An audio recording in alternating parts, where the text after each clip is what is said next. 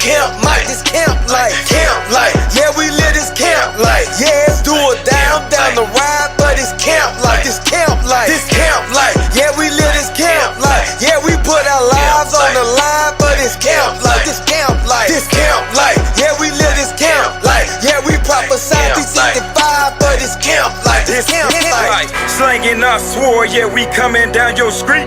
Spiritual war, bring that fire, gon' feel that heat.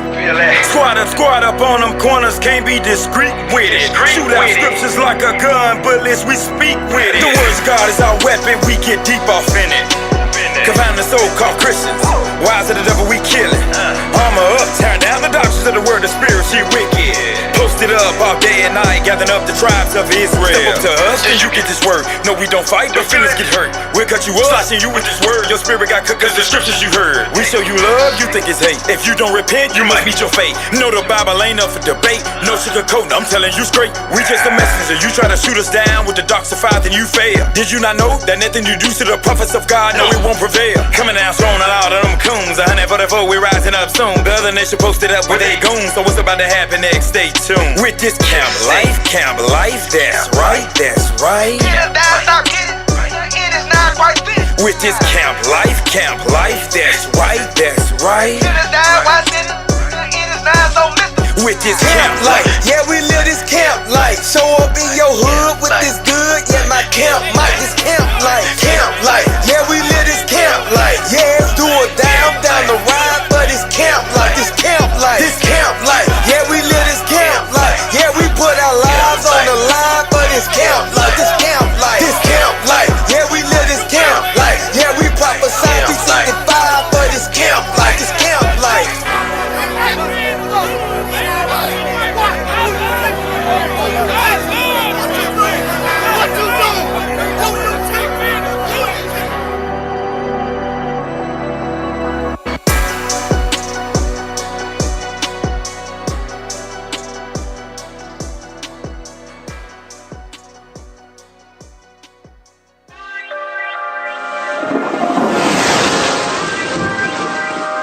Saved us and called us within holy calling. See that? Who have saved us and called us within holy calling. Some of y'all talking about you want a call from the mayor so you can go visit the mayor. You want a call from the president so you can go see Obama. Are you kidding me? You got the highest calling on earth. God is calling you. I had to push. Let's pray until something happens. In the meantime, I'ma keep God commandments. Glory to the Father, love for the Son. Hold fast to what I have until He comes. Push. I had to push. I had to push. Let's pray until something happens. In the meantime, I'ma keep God commandments. Push. Go ahead and accept your fate. Some of y'all gon' reprobate. Some of y'all just can't relate. Boxed in like a featherweight. The prophet's back here to dominate. Eat cold cuts on the Sabbath day. Restitution is right on time. You know the Most High, He ain't never late. 2/3 on the open fire, while the 1/3 seem lamb and steak. I drink wine from the true vine. Read the Bible twice, now I'm awake. The 12 tribes, yeah, we here to stay. That's the punchline till we get the gate. I'm reaching for the kingdom so hard, I damn near tore my shoulder blade. Deacon told me to hold the line like Spartacus, I ain't going away.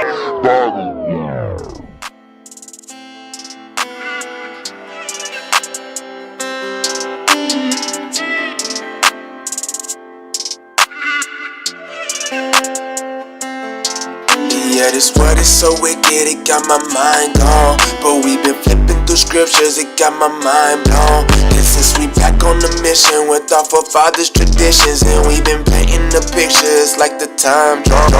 Yeah, this world is so wicked, it got my mind gone. But we been flipping through scriptures, it got my mind blown. Since we back on the mission with our forefathers' traditions, and we been painting the pictures like the time drawn. I done been tried in that fire and made it out. Shalom Israel, welcome back to another week of Let's Talk Truth. What was that? What was that? Bruh. What happened? You got myself, Officer Manuel. Officer Ezra. Officer Jonah. Officer Isaiah. Hey, we got to let them know what's going Right, on. cause they don't. Get the rest of the panel first, man. Hey, can I explain it? Explain it. Can I explain it? So officer. Officer, introduce yourselves. Officer Zachariah. Right. Officer Jeremiah. Whoa. Hey, get on. Nobody no camera. Let's go. Come back. Come on now, Come back. dog. Come on now, dog. Hey, I'm messed up right now. Yeah, you are. Man. All right. All praise to the Most High. Hey, Zach, you want to say something real quick? Explain. You can explain. Also, you explain. You did all that for nothing. Hey, look. Hey, if you're on YouTube, hey, go ahead and like and comment and share. All right. All right, all praise to the Most High. So we back with a part 2, more Truth About Dreamland. As y'all know, we did a Black History Month series where we brought out the truth about hidden Black history. Right. That's not really taught on any platform. Right. We covered it during the so-called Black History Month, which, as we know, that's the shortest damn month of the year. Right. Right. You know what I'm saying? Right. So hell, we had to extend this joint to cover the rest. That's right. Little Rock, West 9th Street, Dreamland, right? The thing about this topic right here in this history is it's not that long ago at all. Hell no. It's people that's still alive that was on West 9th Street turning up. Facts. You know what I'm saying? Jitterbug. And we literally, every day we hit the freeway, we see the effects Right. of what came from this. You know what I'm saying? Real life in effect. All right, so we going to dig more into it. We're going to finish up the documentary and whatnot. And, like the officer said, make sure y'all like, share, subscribe, call in. All right, call in. There's some good history we're going to cover, all right? So as y'all know, before we get into the topic, we got to warm up with something in the news. Now, this right here, we didn't cover, I forgot which show it was, but we dealt with Lawrence Smith Fields. Right. And what happened to her. Well, guess what? Another one bites the dust. All right? Let's get that article up. This is from Jammin' 107.5. Black woman found dead after date with white man. Police won't investigate. Sheesh. A Kansas City, Missouri family is seeking answers after their loved one was found dead the day after going on a date with a white man. 29-year-old Asia Maynard was last heard from earlier this month by her sister, Tara Maynard, whom she was supposed to visit. She called me Friday at 10:30 or 11 and said, "Hey, I met a new friend. I'm going on a date. I'll come by tomorrow," Tara told Fox News 4. Asia's family never heard from her again after that. After Friday, she never called. She never showed up, and that's not like her. So another day goes by. I said, something's not right. It's not sitting right with my spirit, Tara said. Tara told the news outlet she called the police to file a missing persons report, but was told that Asia was probably fine and that they would reach back out. Only Tara would soon learn that the authorities. Don't read that one. It's bigger.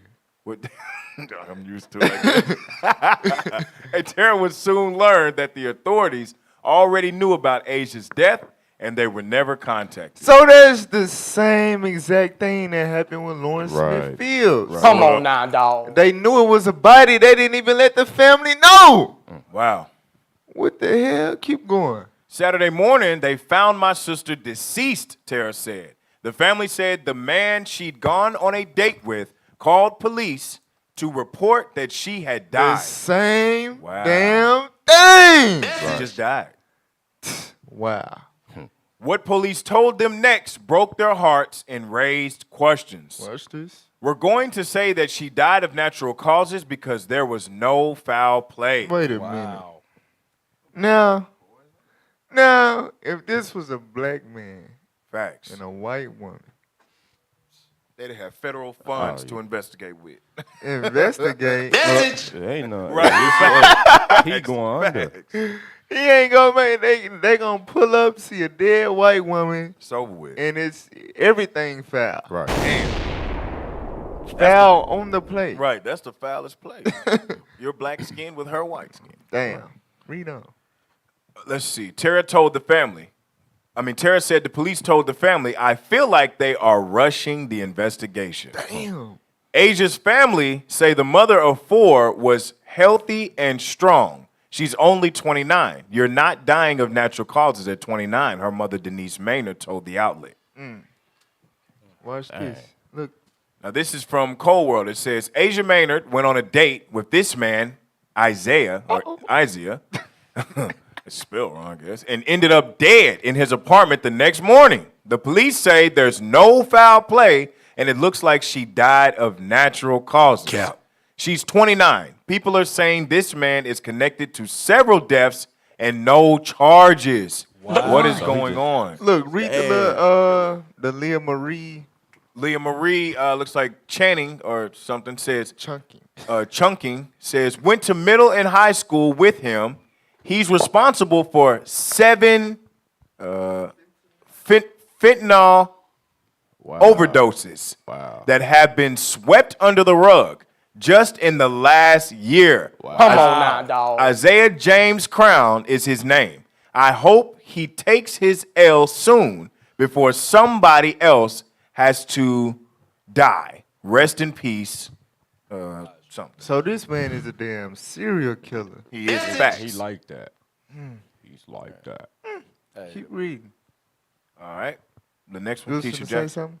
Now, I've been to say, like, that's why the Most High warned us about this. Like, I wanted to put a script real quick, if I don't mind. Let me get a script. Okay. Give me Joshua 23 and verse 12. Read that. The Most High warned us about this. Like, man, like, it's crazy. You remember back in the 50s, the 40s, you know what I'm saying? That was not even, you didn't see how people really trying to get with them. No. You didn't see them trying to get with us. You know what I'm saying? We understood that, hey, no, we need to be with our people. Right. It's just of today's time, we like, oh, he's good now. He's changed. Black man, white man, let's hold hands and come together. We got that Martin Luther King dream. Right. You know what I'm saying? But guess what? That's a dream. That's false. That's not what you was never supposed to do that. Read what you got. The book of Joshua, chapter 23 and verse 12. Uh-huh. Else, if you do in any wise go back and cleave unto the remnant of these nations. So this was spoken of in the Old Testament. He said, else, if you was to go back and cleave with these nations, read. Even these that remain among you, Uh-huh. and shall make marriages with them. Guess what? Honestly, like, if you try to make marriages with these nations, or date these nations, or boyfriend or girlfriend with these nations, read. And go in unto them, Uh-huh. and they to you, Uh-huh. know for a certainty that the Lord your God will no more drive out any of these nations. This is one from reason before why you see these nations still amongst us, but read on, get to the point. But they shall be snares and traps unto you. They're going to be snares and traps unto you. They're going to trap you, set you up, and probably put fentanyl in your dang on drink. Right. And now, we don't know what happened. Read on. And scourges in your sides, Uh-huh. and thorns in your eyes, Uh-huh. until you perish from off this good land. Until you what? Until you perish from off this good land. Rest in peace to those that lost their life dating them heathen. But why? Because you never was supposed to do that. But guess what? God told you that was going to happen. Right. Hey, the sad thing about it is people think the Lord is going to come down and whisper and talk to you in your ear. You know what I'm saying? No, he communicates by sending disasters or killings and stuff like that on the earth. So these things they're going to continue to happen over and over to be examples because people breaking the commandments. You see what I'm saying? So it's crazy because people really don't understand yet. The scripture that he just pulled is perfect. We're not supposed to be laying down with the heathens. A sister is not supposed to be laying down with a so-called white man. The white man is not supposed to be laying down. Hey, man, where y'all at, man?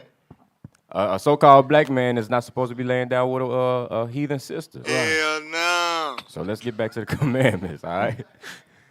Read the rest of the article. Scroll up, y'all. Or down. KCPD is reportedly investigating Asia's passing as a death investigation, not a homicide. Her aunt, Rhonda Turner, said they want justice done if did it. What? We want police to listen to us, Turner said. Details of Asia's passing are tragically similar to the deaths of Lawrence Smith Fields and Brenda Rawls of Bridgeport, Connecticut, who were both found dead on the same day in December after going on dates. So this is a trend. Their families each said police failed to properly notify them of their loved ones' deaths, and in the case of Smithfield's death, the family said police were initially not investigating the man the 23-year-old had seen hours before her death. All righty then. Damn. So now look. Now the Lawrence Smithfields and Brenda Ross, it said those deaths happened in December, right? Right. Officer Isaiah just made the point, you know what I'm saying? These things happen to warn us. You had the movie Get Out. Facts. You know what I'm saying? Then you got it happening in real life. It's real deal death, serial killer stuff going on, dealing with Esau and the black woman. Sister, what's her name? The one this time? Maynard, Asia Maynard. She said, la la la la. I got 4 kids. You know what I'm saying? These dudes ain't right. You know, I got baby daddies and all that. I'm scarred. I'm going to go to the grass is green on the other side. I'm gonna jump the fence. You know what I'm saying? She decided she was gonna jump the fence, not in tune with what's going on in the world. Right. And wanted to lay up with the damn Isaiah. White man. You know what I'm saying? What the hell is this? So I go to Ecclesiasticus chapter 12 and verse 13. Y'all know we gonna talk truth, bro. We don't, cry loud, spread not. That's right. The book of Ecclesiasticus, chapter 12, verse 13. Who will pity a charmer that is bitten with a serpent? Who will do what? Who will pity a charmer that is bitten with a serpent? So you got a person that like to play with poisonous, venomous snakes. Right. You know what I'm saying? They like to let the snakes wrap around their neck and all that. Idiotic stupidity. You know what I'm saying? Playing with danger. God said, who gonna pity them if they get bit by the snake? Your ass should have been playing with a snake. It's a snake. You know what I'm saying? It don't got no feelings. It don't communicate with you and become your damn friend. It's a snake. Who gonna pity that person that get bit playing with the snake? Read on. Or any such as come nigh wild beast. Or you come near wild beasts. You playing with animals that the Lord said they teeth is made for vengeance. You know what I'm saying? Right. They teeth is made to kill. For real. You playing with wild beasts. Read on. So one that goeth to a sinner and is defiled with him in his sins. So that same analogy, those analogies apply to somebody going to the real serpent, the real beast in human form, Esau. And laying with him and playing with him and all of that. You not going to get no pity if you get defiled in his sins, in his murderous spirit, in his vile spirit, his profane spirit. It's no pity for you. You shouldn't have been doing that. The officer put the scripture, Joshua 23. The Lord warned you in the Bible. Do not deal with these people. Do not seek their affinity. It will be to your destruction. Now we see, okay, the sister, she jumped the fence and go deal with the damn serpent and the wild beast of a human, and she end up dead. Now the thing about it is, you know what I'm saying, what comes behind that dealing with the so-called justice system. Get Isaiah 59 real quick. Isaiah 59. So it always comes to a point where the Lord has to allow things to happen to show you that it's no justice, it's no peace in this land. You know what I'm saying? This is not your rest. Hell no. You know what I'm saying? It's not. Right. Watch this. Isaiah chapter 59, verse 14. The book of Isaiah, chapter 59 and verse 14. And judgment is turned away backward, and justice standeth afar off. God said judgment is turned away backward. Like we said, if it was flip-flopped, and there was a black man with a white woman, and she was there. He called the police. That's the last you're gonna hear from him. Right. Facts. You know what I'm saying?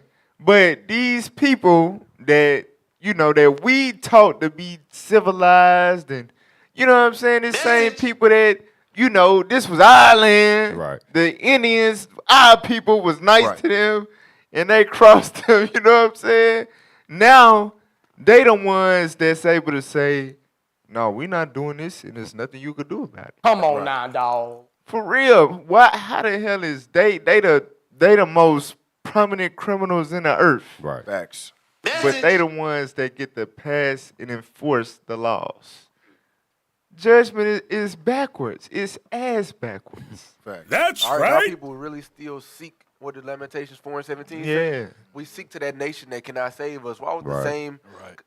You know how we talk about the KKK? They wear their masks, they wear their Right. hoods and all that, right? You Right. not realizing these your judges, Right. your police officers, your everything that you know that got Lawyers. power. Yeah, lawyers, all that. Everything is against you. Your only option is to keep God's commandments. That's it. Right. Right. Read that part again. Injustice.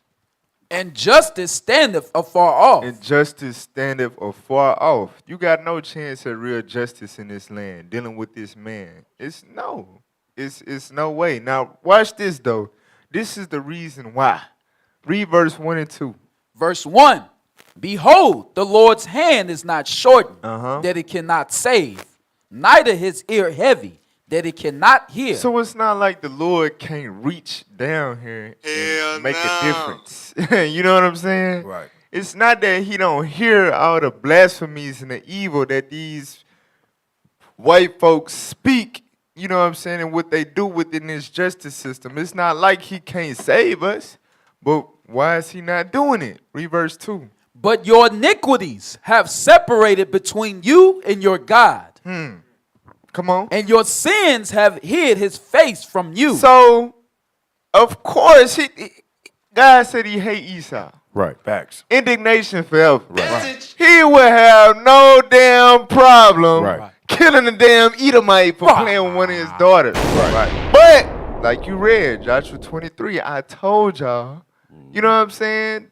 Don't give your sons to their daughters. Don't take their daughters unto you, with et cetera, et cetera. I already told y'all not to do that. Right. Because if you do, it's going to be snares and traps unto you until you perish, till you die. So guess what? Oh, you did what? You, all right. Right. Here we go. Off with your head. Hey, that's the evil thing about Christianity, because they got you thinking that God changes. You know what I'm saying? He stated, don't do that. It's our mind that kept on going to the left when we supposed to be staying on this path. Yeah, when they told us God was love, we thought that meant God loves everybody and we Everybody can now. love everybody. Come on, man. Yeah, stop Go loving read your on that Bible, damn man. wild beast and that Right. serpent. For real, he gonna bite you, he gonna slay you, he gonna kill you, and then say, they just died. I mean, and you gotta accept that. And that show you, Move on. that Get show over you it. we not that far removed from the 1950s and 60s and 40s, like Officer said. These the Right. same exact things. It's nothing new under the sun. It's the same spirits, the same Edomites that's killing our people with the same result. Until we keep God's commandments, it's gonna continue to happen. Hey, they really did like a spell on our mind. Cause like it never went away. They hatred, you know what I'm saying, against us to kill us and murder us and all, lock us up and all it. When did it ever go away? Right. Never did it. Like, when did they ever stop being evil towards our people? When? Never. When? What type of Jedi mind trick they done did to the damn earth? Yeah, you Christianity. You on point, officer, because you think about it. Because, you know, in the 50s, they was hanging us. In the 60s, they still was secretly hanging us. In the 70s, they was, you know, we had the Black Power movement that was going against us. In the 80s, they brought the crack to the community. In the 90s, they was whooping on freaking, what's his name? Rodney King. Rodney King, whooping our tail in the streets. So, it never was a time where they just said, oh, we love you. We love you. All praise to the Most High God. So look, we finna take a quick break real quick, And then we're going to jump back into the topic, more truth about Dreamland, Little Rock's Black Wall Street. Yes, all right? Right. So don't go nowhere. This is Let's Talk Truth.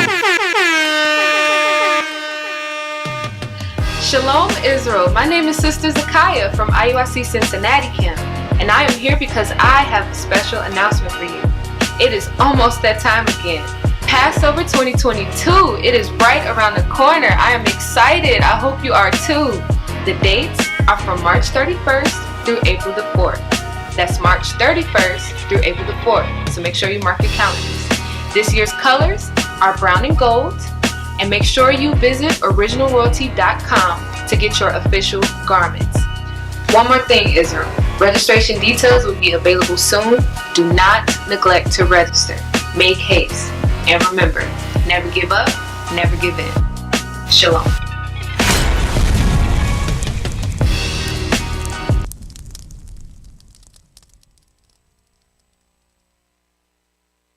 It's a feast day, celebrate. You know that we could get crazy all night, all day. I'm turning up for the one who made me, yeah.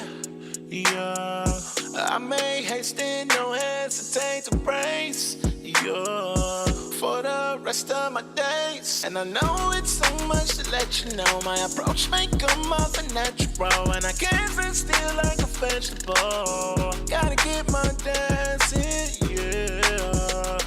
We got the fam getting down where we at. Yeah, Vanessa get down like that. We turning up cause it's a celebration. I'ma push beyond my limits.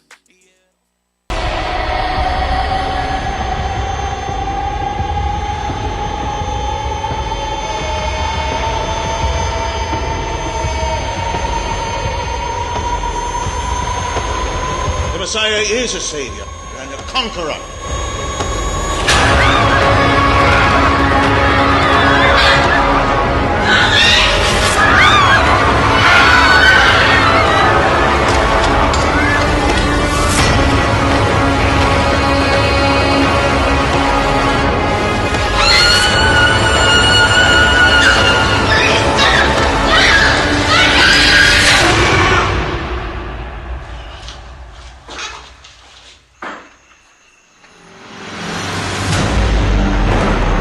Joseph, follow me.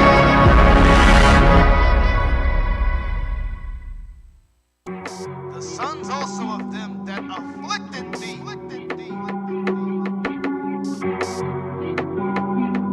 shall come bending unto thee, and all they that despise thee shall bow themselves down at the soles of thy feet. I was born a king. I was born a king. It took a little more to get me out the way. I was born a king. I was born a king. It take a little more to get me out the way.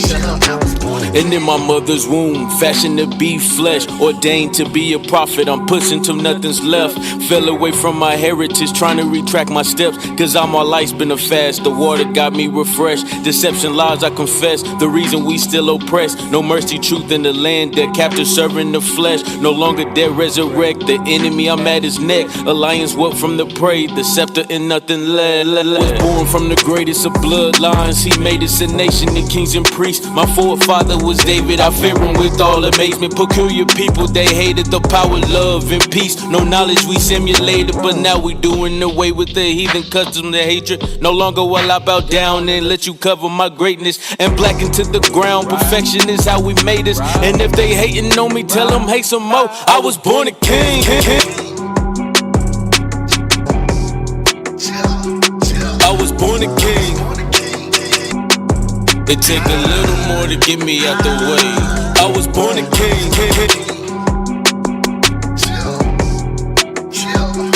I was born a king. Born a king, ha. It take a little more to get me out the way. Check. Evicted from holy status, Jerusalem spewed us out. The most I back at at the crib, now these heathens wearing us out. 9 to 5 is the cycle, we rest to worship the sun. Castrated the sons of God, now the women up in the front. But we back in our rightful office, them prophets preaching the war. Let pocket pack full of preachers, right hand swinging that sword. We passes into these nations, they say we not human beings. I endure till I wear that crown, cause I'm royal, no not the dream. I was born a king. Why take an L like the YOLO letters? You should bend the knee where the rugby polo sweater. This is how it go though. Just do what you told forever. Disrespect a no-no. Can't say you don't know no better. I was born a king, bull internet, not no cyber. Everything you see, we gon' possess. That gets me hyper. Our Secret Service be 100 million snipers for you brood of vipers. Go fix your face and change some royal diapers. Read it and weep. You mourning, weak in the knees. I'm yawning. We was asleep. Good morning. Featuring me and the sheep. It's okay. We was the prey. Now we just pray for the return, for the display. Maybe a month or a week and a day. Keeping it funky, keeping it faith. 244 and then you be about all that y'all can handle. Christ the Son, come let him tan you. It's gonna take all of the energy you channel. All the Avengers in they ammo and snaps from Thanos to get me out the way. Cause famo, I was born a king.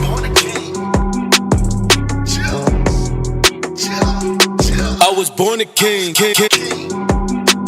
It take a little more to get me out the way. I was born a king.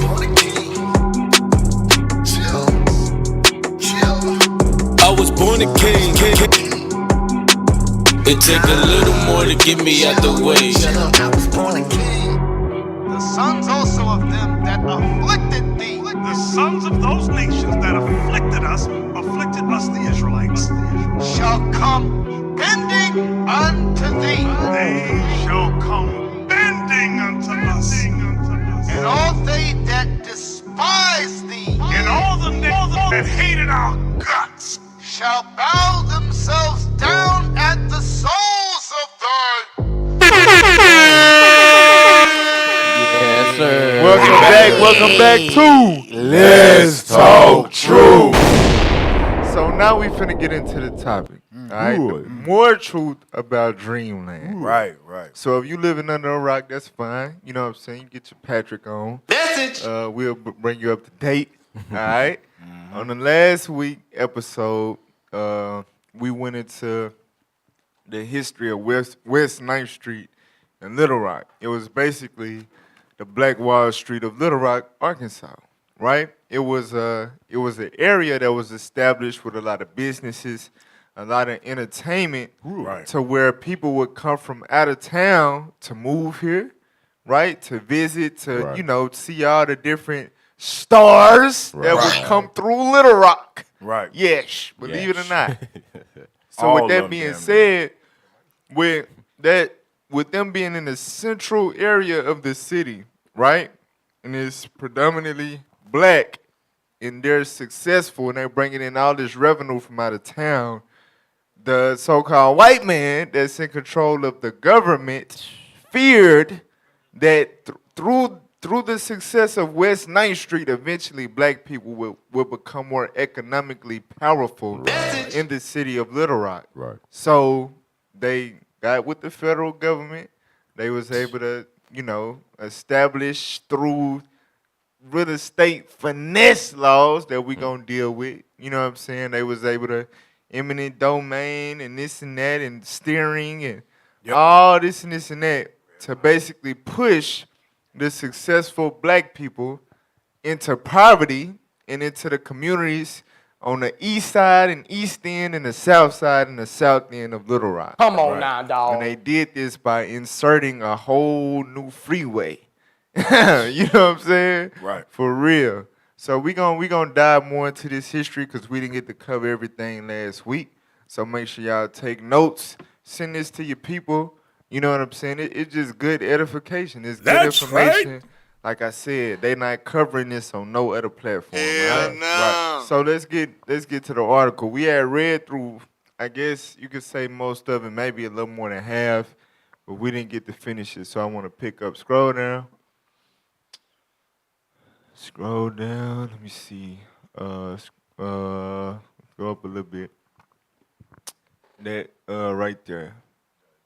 Mm-hmm. It says. So this is encyclopedia. Go ahead. This is the Cow's Encyclopedia of Arkansas. It says, given this residential gerrymandering, it is hardly surprising that Little Rock's first response to the Brown versus Board of Education of Topeka, Kansas school desegregation decision was to build 2 new geographically segregated high schools in the city. So you know how America works. You got different cases that cause amendments and things of that nature, right? So through the Brown versus Board of Education, every school everywhere had to allow blacks and whites. Right. If it's a public school, they got to go to they can go to the same one. Come on now, dog. In Arkansas, they was pissed. Right.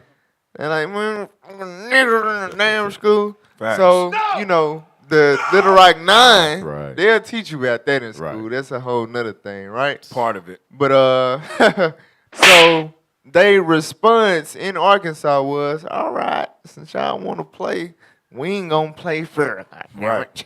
All right. So this is what they did. They built 2 new geographically segregated high schools in the city. Watch this. Read on. In addition to the existing centrally located white Central High and black Dunbar High, Horseman High was built in the predominantly black eastern part of the city. So they had a high school built on the east side where all the black folks was at. Go ahead. And Hall High was built in the predominantly affluent white western part of the city. So they built Hall High towards the west end of the city where all the white folks was at. So they made it to where we still gonna be segregated, goddamn. Right. For real. Read on. From the outset, this encouraged the school district to grow in a geographically segregated manner, hand in hand with city housing policy. City residents clearly understood. So you telling me this operation of housing projects being established, the school system, transportation, all of this stuff is linked together. You know what I'm saying? They was all working together to oppress you to this day. Facts. And we be really thinking that we like politics we can do, man.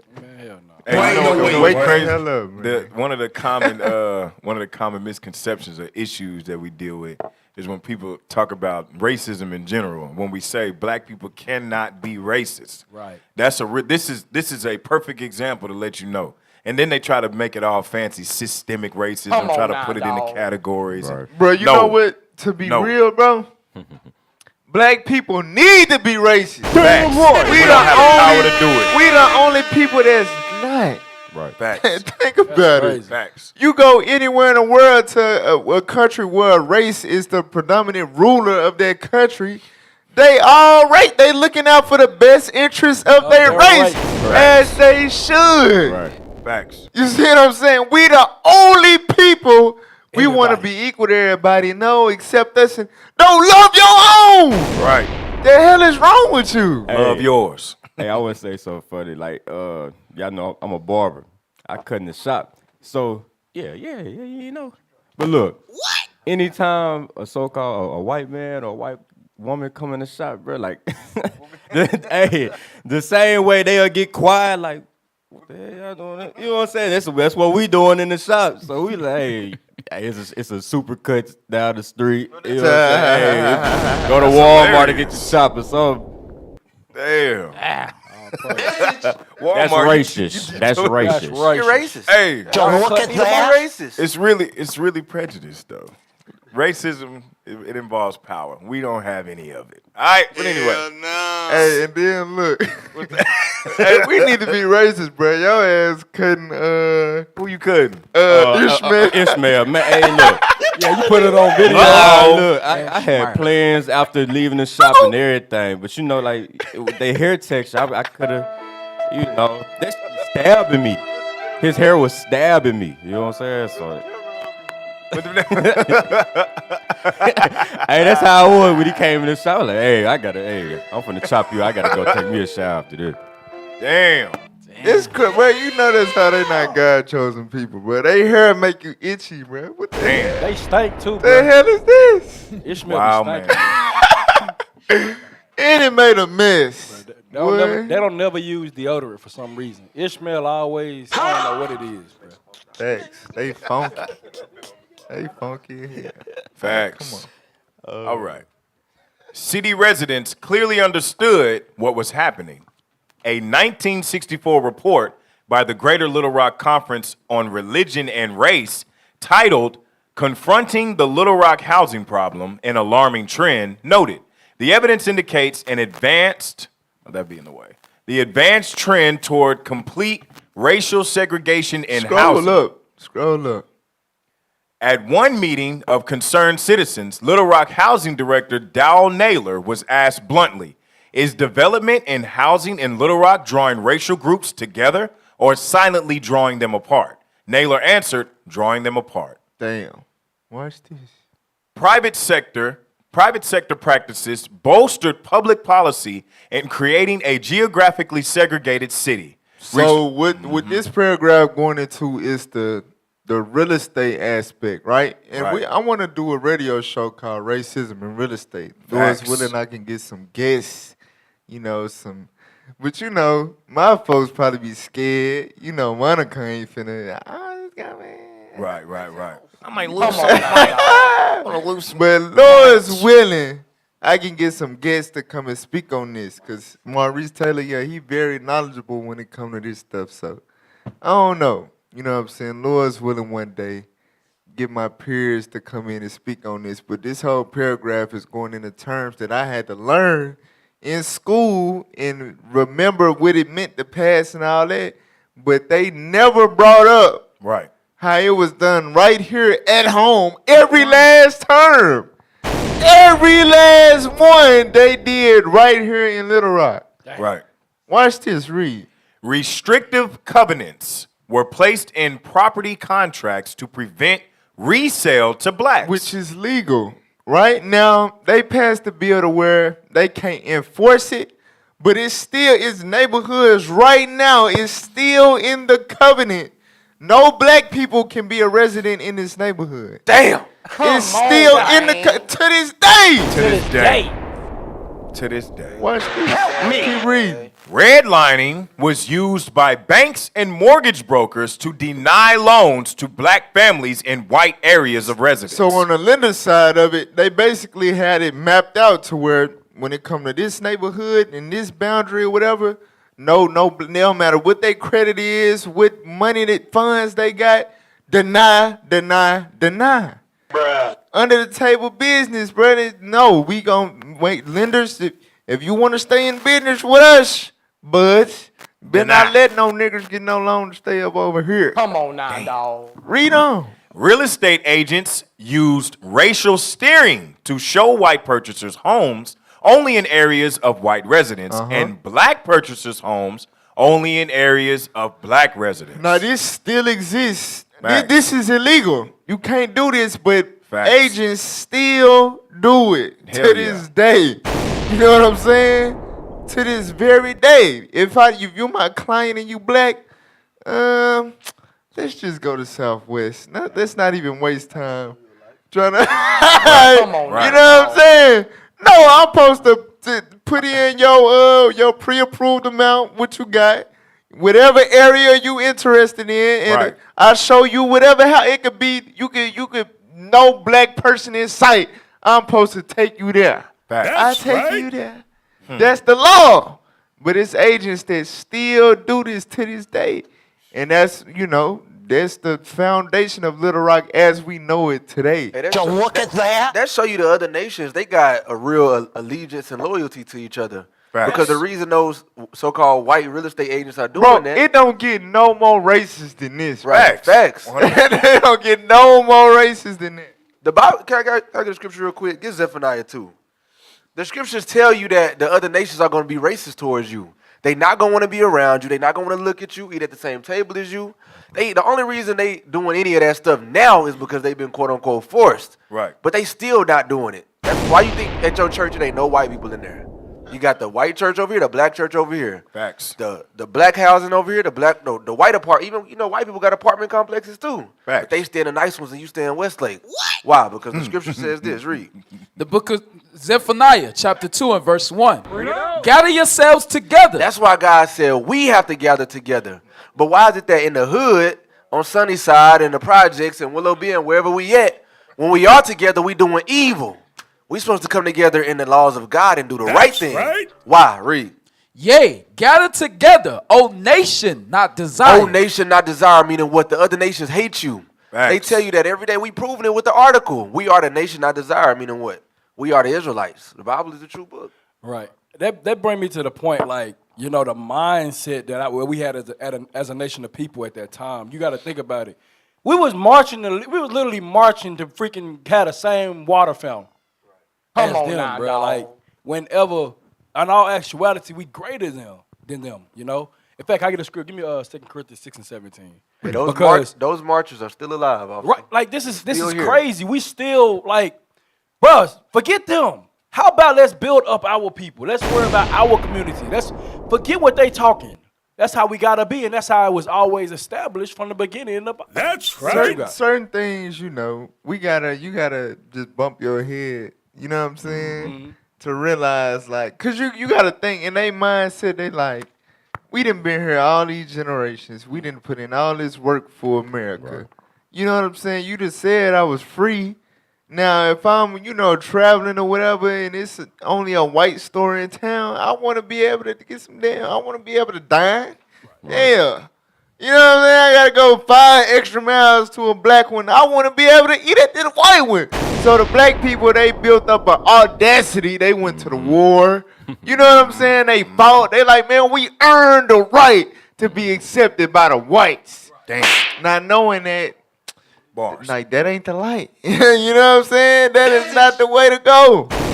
Like, build more black stuff. Exactly. So you can stay the hell up. But we had to go through it to see, all right, we gonna let you in these white restaurants and the white this and the white that, and we still gonna get the hell away from your black ass. Damn. You still gonna be oppressed. And you gonna lose all the black businesses that you had trying to get into the white ones. You know what I'm saying? For real. Major L's. Right. Major. And that's exactly what happened. And I'm sorry to cut you off, but you, like, you know, like, the thing they always, because yes, these, you know, the millennial monsters and all of that. Right. We know the generations is getting worse as far as behavior. But understand, it's accountability got to be taken. Them generations, the Martin Luther King generation, failed the next one, which got on drugs, because they had to deal with the aftermath of seeing this dream is actually a nightmare. Facts. So then that next generation, the 90s and all, they just wanted to get their damn freak on. Facts. You know what I'm saying? Because it wasn't nothing better to do. Ain't no more businesses. We all on parents on drugs and all that. Facts. You know what I'm saying? Then the next generation, hell, that's us. You know what I'm saying? We lost. We caught up in we done forgot all of this history that happened not too damn long ago. So we blind. We thinking the world supposed to be this and this and that. We not knowing we entering into a system that we completely ignorant of. Right. And we falling right into where the oppressor want us to be. The whole time we not even thinking that there's an oppressor. Hell no. You know what I'm saying? For real. All of this trickle down to us being let down by, you know, the generations ahead of it that actually had establishments. They was on a path to really slick liberate black people in the sense that we would have our own. If we remain segregated. It's crazy, bro. Go ahead. Oh, praise. Hey, God, give me that script, 2 Corinthians. Yes, sir. The book of 2 Corinthians, chapter 6, verse 17. Wherefore, come out from among them, and be ye separate. So the Bible says we got to come from among them and be separate. Like what Officer brought out earlier, we got to come together as a nation of people. We got to come together on one mind, gather ourselves together. Because we ain't desired by the so-called Arabs, the Chinese, the so-called the white man.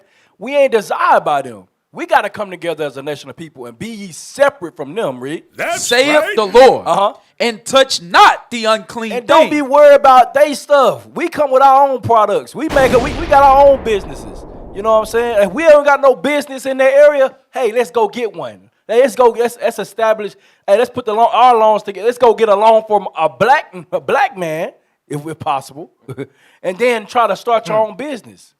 I'm telling you, this is what we gotta do, man. We gotta gather ourselves up together. You know what though?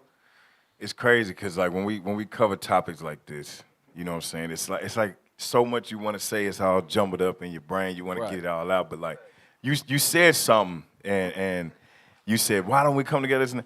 Listen, we're not going to. The only way.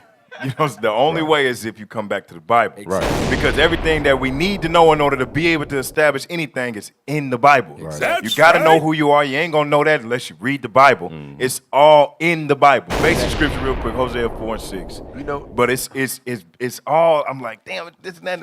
And then I'm thinking about this, right? We always want what we don't have, and we always see like the value and the glory in stupid, lesser crap. You know what I'm saying? Like when you read in the history, you know, the things that we called our gods, that we created with our own hands. You know what I'm saying? Like made out of gold and silver. And that's my God. I want it. I got to have it. This and that. It's crazy. Yeah. Right. Hey, But go ahead. Like you said, what you said about the Bible is the only way. That's why they're so good at doing it, because the so-called white man, they doing that based on the Bible. Right. They think they God's chosen people. They think God told them not to make marriages with us and not to separate and be ye separate from us. They using that as, this country was built on Protestantism. The initial slavery and racism and all that was from Christians. Come on, man. They just taught the Bible wrong, and that's how they believe it. But we got the true understanding of it. That's crazy. Give me that real That's quick. right. The book of Hosea, chapter 4, verse 6. My people are destroyed for lack of knowledge. Now that's us, and we destroy for the lack of knowledge in general, but also mainly the laws of God. Read. Because thou hast rejected knowledge. And we reject knowledge. Like, was it Malcolm X said, I feel like I done delivered my people into Martin Luther King. I done delivered my people into a worse situation. And then we think about the stuff that we learn. I integrated my people into a burning house. Exactly. You see what I'm saying? Like but we'll hear that. We'll know things, whatever the case, but we reject knowledge. And now they're rejecting the prophets. Right. We go out to the streets and try to teach our people the solution. They reject that. We crazy. Go ahead. I will also reject thee. That's why we getting rejected by the Most High. When we try to do something, it don't work because we're not establishing it on the Bible. Read. That thou shalt be no priest to me, Uh-huh. seeing thou hast forgotten the law of thy God. You've forgotten the laws of God, and you don't want to remember them. You don't believe that this Bible is for you. You reject it. You won't listen. Read. I will also forget thy children. I will forget. That's why that's why we dealing with the curses we dealing with. Right. Our children have got forgotten. They can't establish anything because you got to come back to this Bible. So with that being said, like you said, okay, so we got to be on one accord all around the board. So if I'm trying to, set up a business and then this brother believe in Egyptologists or something else and not the foundation of the Bible, it's not going to work. That's why he said it ain't going to happen. It ain't going to happen. Right. The whole time we talk, I'm constantly thinking about 2/3. You know what I'm saying? Like then barbershop talk, like we gotta come together. Right. Exactly. It's not But you want to work on Saturday. You Exactly. know? Right. That's the problem. That's the day you get the most money. Okay, we gonna get money if bro. You can work Sunday through Friday. We can change the narrative of all that. Saturday won't be the day you can make the most money. Exactly. We stick together and change the narrative. Right. And that's why you got to come back to your heritage. That's what it all boils down to. Just come back to your heritage. Right. Hey, go to Jeremiah 29 real quick. But now, what you said about that Martin Luther King quote made me think about something. It go back to what I said about, black people, they had to see that the grass wasn't greener on the other side. Right. But the consequences of that was so hefty, it's generational. It ain't no recuperating from it. Right. No. But Martin Luther King, that's what he said. I fear that I integrated my people into a burning house. So you got to think him being the man that stated the Bible. Like, he know the judgment for that. Leading your people to the slaughter. That's basically what he said. Right. He the Zechariah, the shepherds that led the flock to the damn slaughter. Right. He literally saying he is the pastor, the shepherd that's spoken of in Jeremiah 23 and Ezekiel 34. He literally confessing. Facts. I had a dream, but it wasn't of the Lord. Damn. That's what he said. It is what he said. Read Jeremiah 29:4. I just want to show the listeners and the people that's viewing that what we was doing when we got emancipated or whatever was biblical.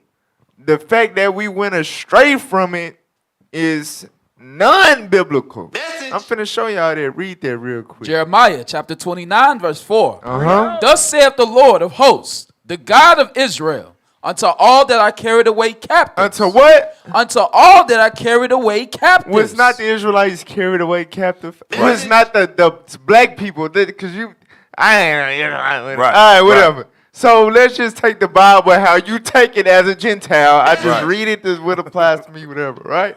So your people was carried away captive. Facts. This is what God said to a people that was carried away captive. Read on. Whom I have caused to be carried away from Jerusalem unto Babylon. Right, from the west coast of Africa to America. Come on. Build ye houses and dwell in them. Build ye houses. Do what? Build ye houses. No, move into their housing projects that they have for you.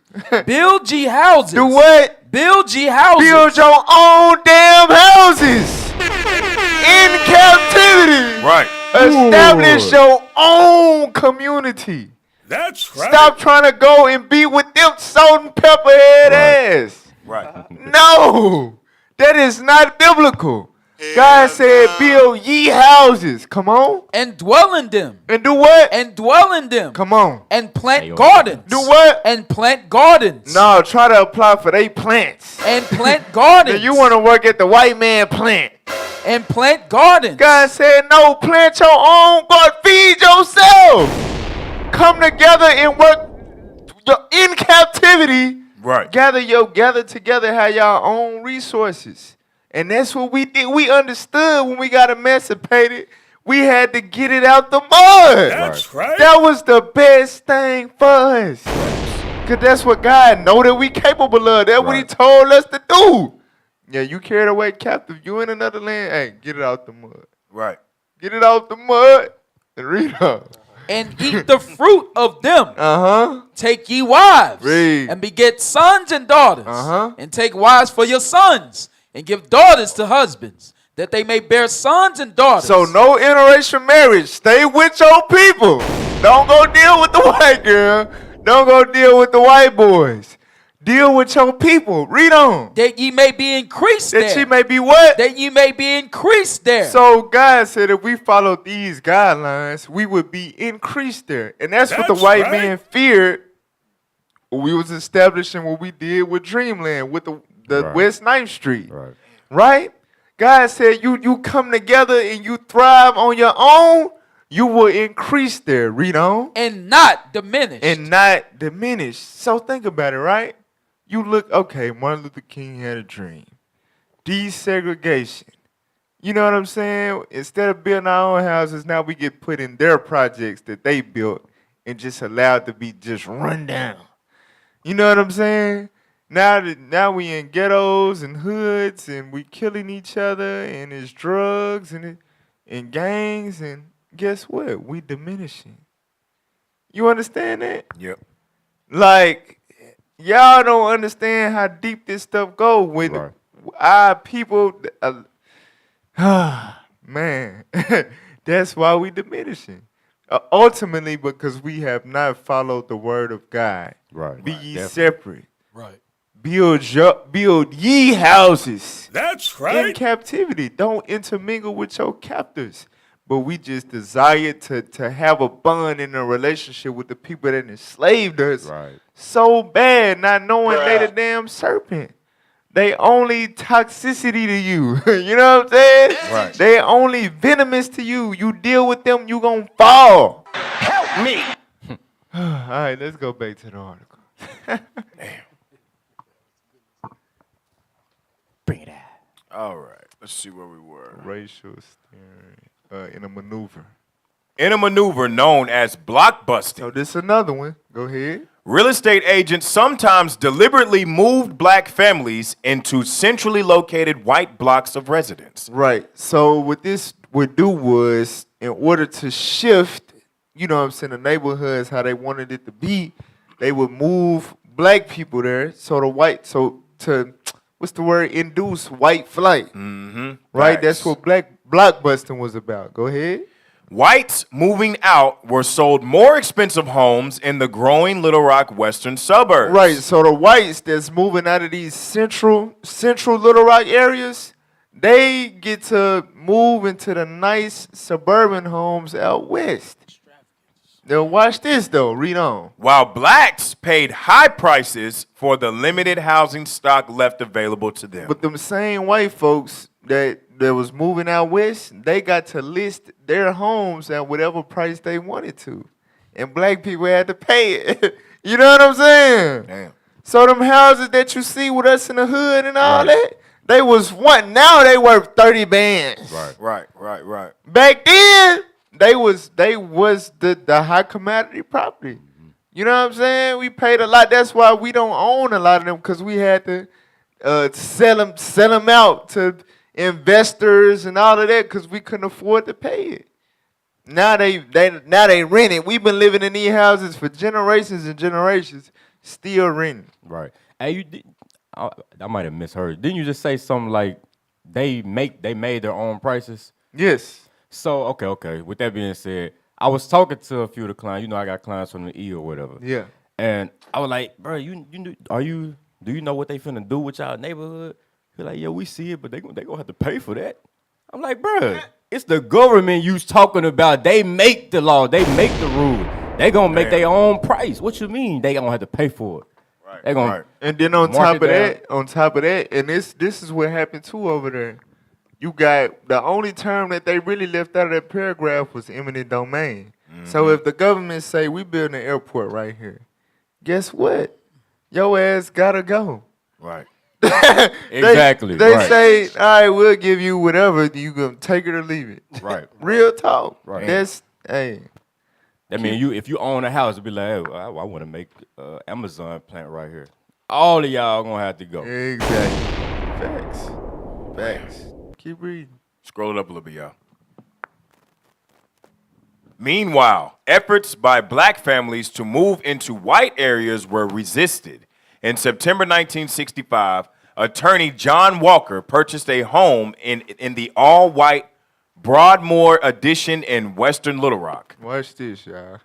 A can of paint was hurled through his front window. What that like what happened on the show Them? Yep.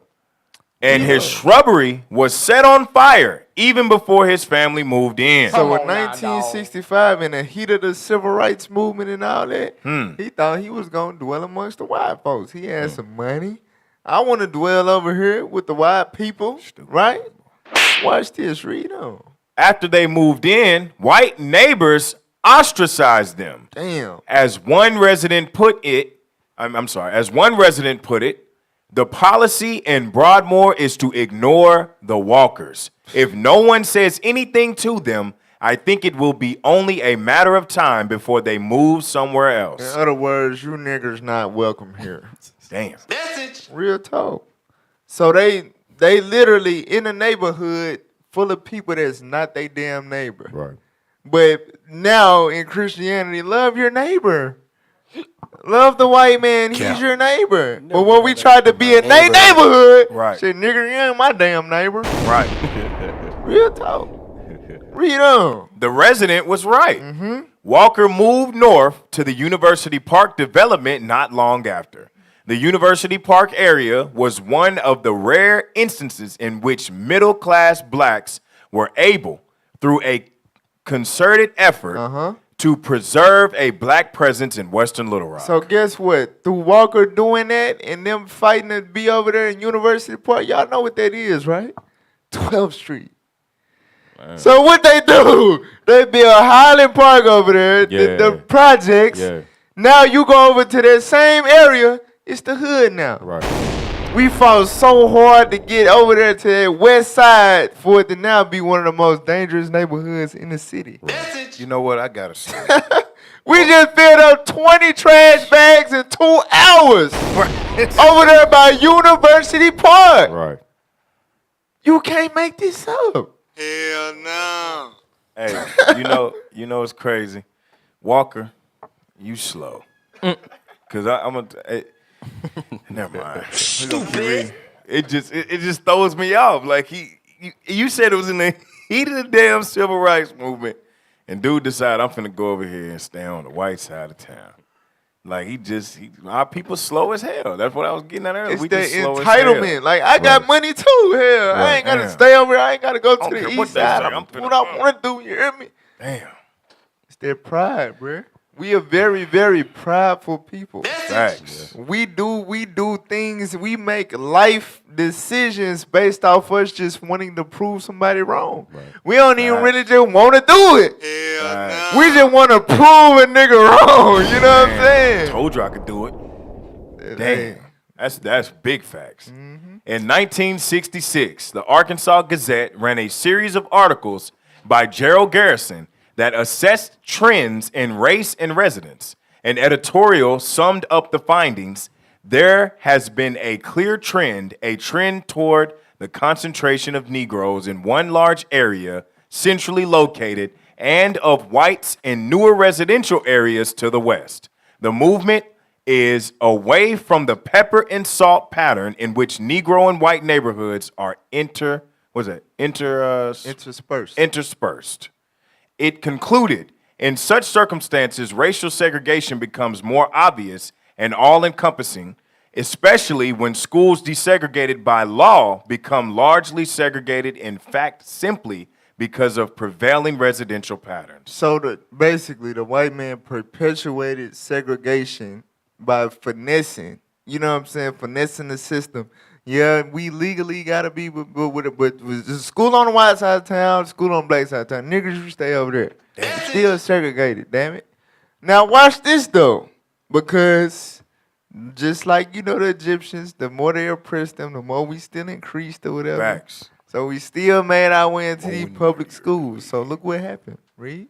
In 1971, when busing threatened to overturn the effects of residential segregation by forcing cross-city transportation of students to ensure integrated public schools, Little Rock witnessed a sprouting of new private schools. I said, damn it, niggers coming to Hall. You know what?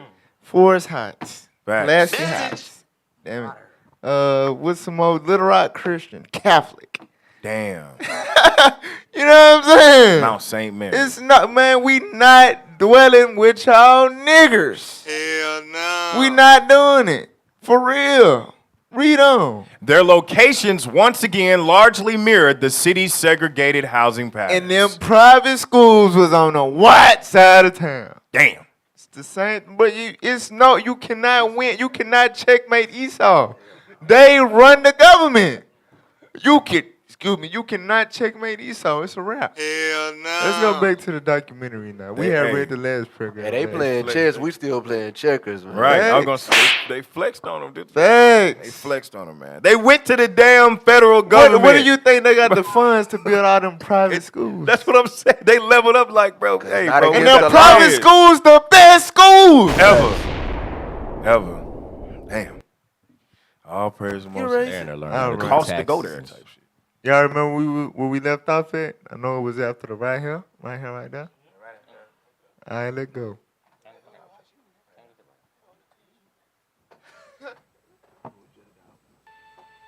So what we see is a reorganization of West 9th Street.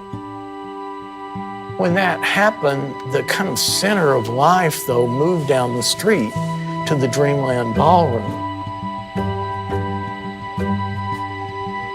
When Dreamland became Dreamland is unclear. But we do know in 1933, it already had a name. They were already making a little heart-shaped invitation with a modernistic club, the Dreamland Ballroom. And then in 1936, the Chicago Defender newspaper starts writing about the Dreamland Ballroom and how it's going to be this music epicenter for all of these musical acts that are coming through Little Rock.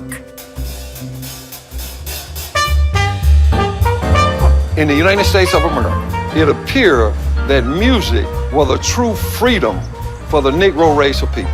We're soul people. I mean, we got soul within our soul. You hear the music playing, just light your soul right up. The Dreamland Ballroom was one of the most beautiful venues for these dances and for these performances in the South. Everybody talked about it. You could dress real nice. You could just go and relax, enjoy life. It was beautiful down here on a hot summer night. They was out there cutting rugs.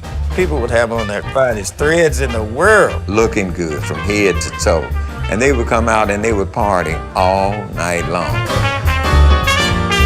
We were jitterbugging. We weren't doing Charleston now. Charleston was out. That was old.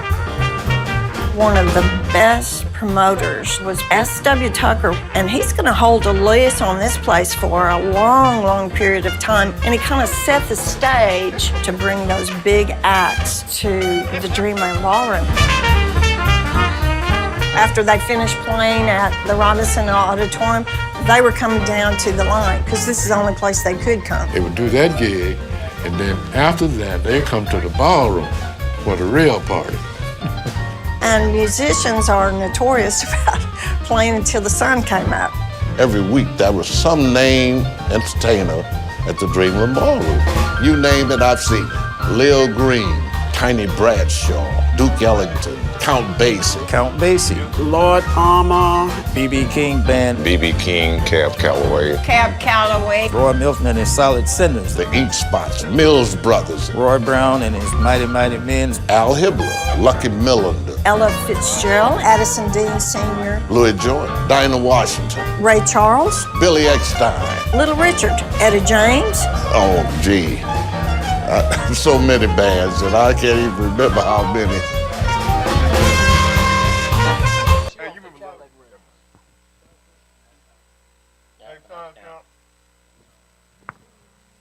We're going to the next time. Hey, if you're on YouTube, still make sure that you like it and share it.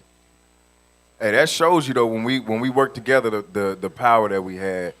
You know what I'm saying? Because if you heard what they were saying about like Chicago was basically pushing the fact that hey, Dreamland is coming. Yeah, they just ain't got me on the screen and nothing. All praise the Most High. We just play. Press play. Where they could play. We were on what you call a Chitlin circuit. That's where most of the black performers traveled. Here, Nashville, Beale Street in Memphis, Birmingham, they call it the Chitlin circuit. I have read about some of the events that took place here, and they had 700 people crowded into the space.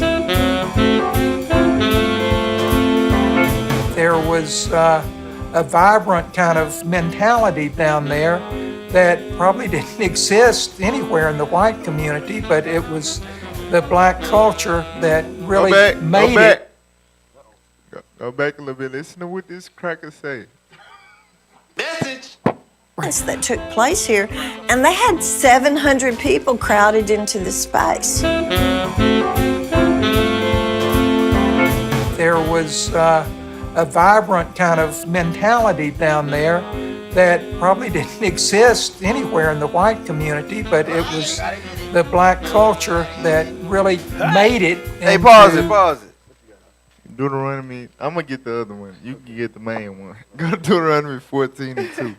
Hey, can we get the definition of peculiar? Deuteronomy chapter 14, verse 2. Deuteronomy chapter 14 and verse 2. For thou art an holy people unto the Lord thy God. What did God say? For thou art an holy people unto the Lord thy God. So God said the Israelites was a holy people. Holy means separate, segregated. You know what I'm saying? Consecrated. That's how God created us to be. Come on. And the Lord have chosen thee to be a peculiar people. What did God do? And the Lord have chosen thee to be a peculiar people. A peculiar people. Read on. Unto himself. Above all nations that are upon the earth. So this is not a lame type of peculiar. This is a peculiarship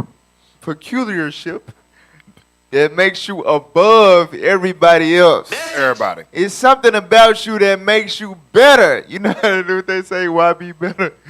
The Israelites better. You know what I'm saying? The Israelites better. Facts. Because we peculiar. Let's pull up the definition of peculiar. Peculiar. Number now 2. You can read number 1. Strange or odd? Unusual. Not unusual. That Carlton song. So God said that He made us unusual. Nice. We not the regular human being. You know what I'm saying? Right. We different, right? Read number 2. Number 2, particular, special. Particular, special, different, distinctive. We, excuse me, we are, what did it say? Scroll down. Unique. Unique, essential, unmistakable.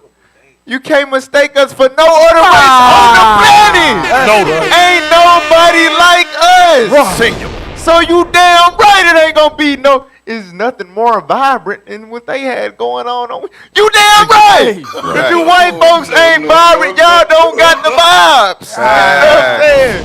For real. Tasteless, It shabby say sons. notable, remarkable. Then keep it up. Tasteless, bland, and shabby sons of guns. Right, saltine crackers. Well, for real. So God said we remarkable, we notable, singular. We not meant to mingle with these other people. That's right. Facts. For real. I Hey. wonder what the hell that mean. Idiosyncratic. Click on it. I just want to know what this say. That's how you know we don't fall. We don't fall. I mean, we have fallen so far. Like even what we covered in the warm up with the sister, you know what I'm saying, going and dealing with this. We got E40 on the panel today. With the damn sister that was trying to get with the white man that killed her. You know what I'm saying? Sisters got to have more confidence. We the best people on the face of the earth, man. Right. Not trying to give us some bland, tasteless, shabby sons of guns. Go ahead. So God said that we was Idiosyncratic. idiosyncratic, uncommon. We was, what did it say? Extraordinary. Facts. Abnormal. You damn right. Distinctive. Right. Different. God made us different. Right. So everybody created equal. That's garbage. That's not in the Bible. We essential. Right. We essential. Because without us, it would be no America. Exactly. There would be no earth. Yeah, you mean? There would be no damn inventions of anything. Like even in our lowest, like we still the best people. Like you just said, Exactly. like in slavery, bro, they, you know what I'm saying?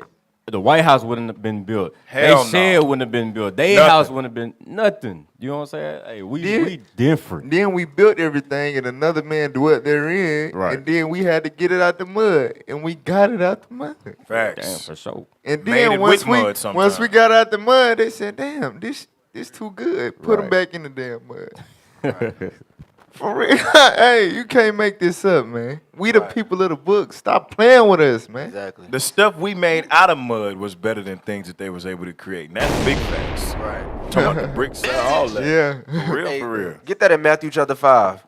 Your friendly neighborhood Edomite just told you that you are the prize. Why is it that we want to be with them when he let us know we so far better than them? Facts. Like, yeah, what they had going on over there, yeah, we ain't have nothing like that going on in our community. We needed it. We need that. Why? Because that's what the scriptures say. Read what you got. The book of Matthew, chapter 5, verse 13.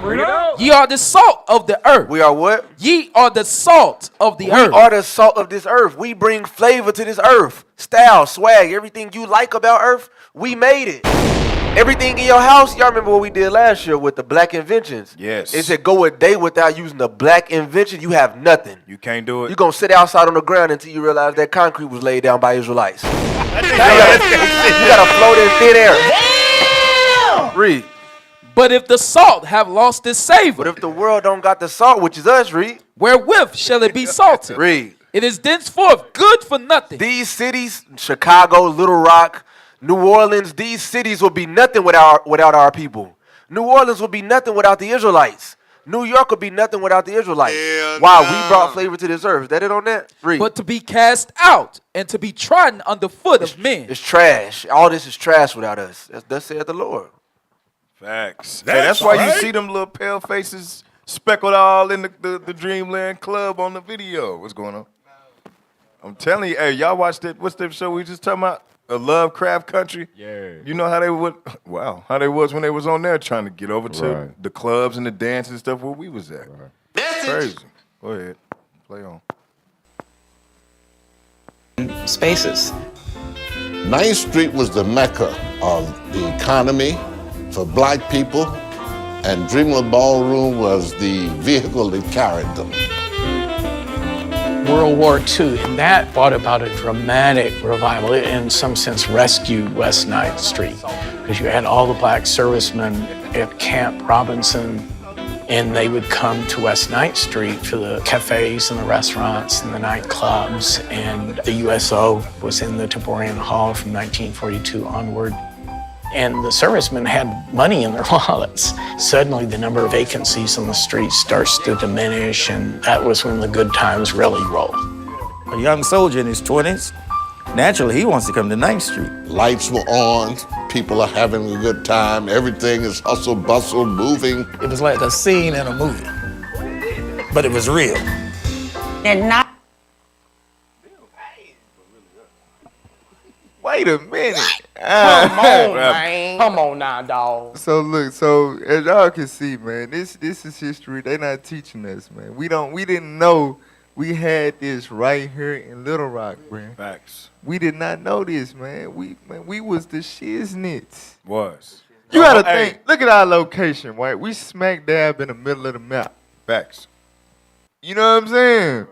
Like, just think of how we would have been probably just as big as Atlanta, bruh. Yes. We in the middle of the United States. This would have been a black state. So, Atlanta, they got, the people over there, everybody go over there. But think about it. We got Texas, Memphis, Mississippi, Alabama, Georgia, Florida. They still ain't that damn far from us. Right. Then you got the, Missouri with the St. Louis, Chicago.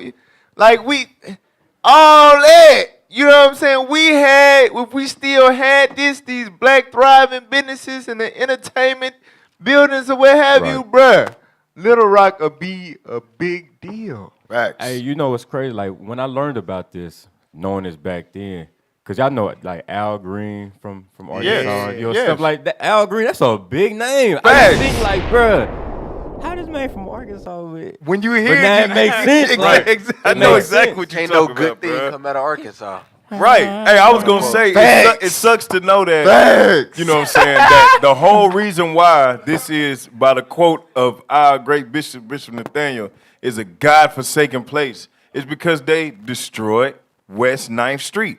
This would have been an amazing place if West 9th Street was still in order. That's crazy. right. That's crazy. This place is God-forsaken. But look at that. When the last time you seen black people, you know what I'm saying? Right, walking around in suits and all that, like getting along, cordial, looking like they working. It looked foreign. It don't look like that was even, Yeah. That looked like a We're movie so scene. far. Like some shit out of a movie. He got a damn Tommy gun in. When we see black people grouped up like this, it's around Chargers with rims on it, with plants in their mouth. And Challenges. You know what I'm saying? Face tattoos. Yeah. Hot ass mess. Facts. All matching one color suits and everything. Like the jumpsuits. Anyway, go ahead, play. Main Street, it was 9th Street, but for African Americans, it was Main Street. It was our own town. We couldn't go to the white restaurants. We couldn't go to the white hospitals, stay in the white hotels. Hey, wait, We pause, had pause. nowhere. I'm sorry. You could tell we was tripping, y'all. Why the hell you want to go to a white restaurant anyway? They can't cook. They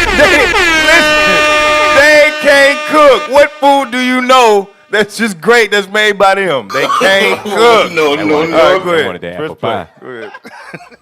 Where else to go? We were segregated. So it was two different cities Pause. in the one. Hold on. Hey. You gotta remember, we talking about the same people that saw other nations' gods that they made with their hands. Right. After they saw the Lord do all these things to Egypt. Right. The burning bush, the damn chariot, you know what I'm saying? All that. But that shiny teraphim, though. That damn tree. I need it. The decorated tree trunk. You know what I'm saying? For real, we talking about the same people here, bruh.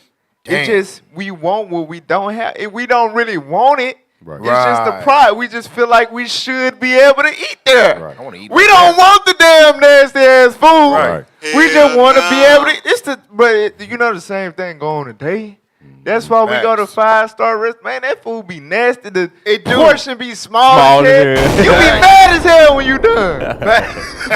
But we just want to go there and say, I went there. You know what I'm saying? Fine dining here. Yeah. Post on social media Yeah, I can eat right here. You were better off. You would have got a better meal at the at home. Facts. You know what I'm saying? He could have done a group barbecue for what he paid in that restaurant. For real, you could have found a black food truck and ate way 2 times better. That's right. And left a tip, but you wouldn't have left a tip. It's the pride. Hey, just don't go to no damn no Chinese restaurant. They gonna pack the whole tray with rice and chicken for $5. You know why? Because it ain't chicken. Exactly. Help me.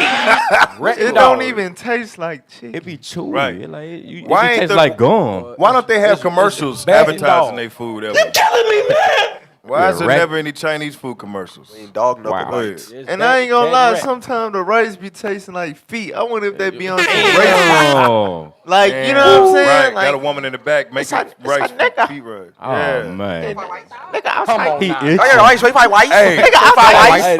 the video. They be making that move with plastic. I'm gonna put my They F be literally doing it with plastic. they got the nigga special. Boy, ain't no way, boy. They put it on the floor first. Why for the nigga? Why for nigga? Why for nigga? hey, go back like 10 seconds. In the white hotels. We had nowhere else to go. We were segregated. So it was 2 different cities in the one. Little Rock had a rule. 9th Street had a rule. And everyone liked 9th Street rule better than the Little Rock rule. So when you're out there in the world outside of that space, it can be a very cold place. You have to constantly monitor what you say, guard your actions, guard your interactions with other people. It can become incredibly stressful to have to do that. But you came to 9th Street, all those things you couldn't do, you could do. If it's just to go down and sit in a restaurant and have your favorite meal cooked the way you like it. You can exhale. You can exhale on Friday night or Saturday night. You can find yourself again. You can be who you truly are when you are in a safe space.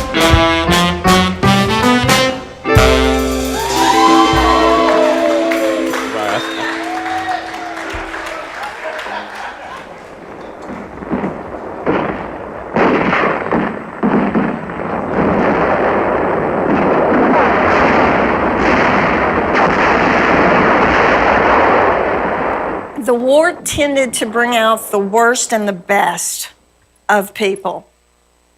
The line, West 9th Street, was the only place that African American soldiers could go. And then we had white policemen and white MPs that were, trying to keep the peace in this area as well. A lot of times you had the attitude, just because you're wearing a uniform doesn't mean you're equal to me. And there was a lot of police brutality that took place. And there was a African American soldier who was killed by a white policeman. Sergeant Thomas Foster, he got into it with a white police officer, and the police officer shot him 5 times. It caused almost a riot on West 9th Street. And this brought blacks together in a way that they had never been together. Change is afoot. Right? Things are happening. People are They show you, bro, it's nothing new under the sun. Facts. Black Lives Matter and all, man. Bro, we been doing this. Marching, no justice, no peace. Black man get shot down by the white. What does this tell you about them? They never. As iron rusteth, so is his wickedness.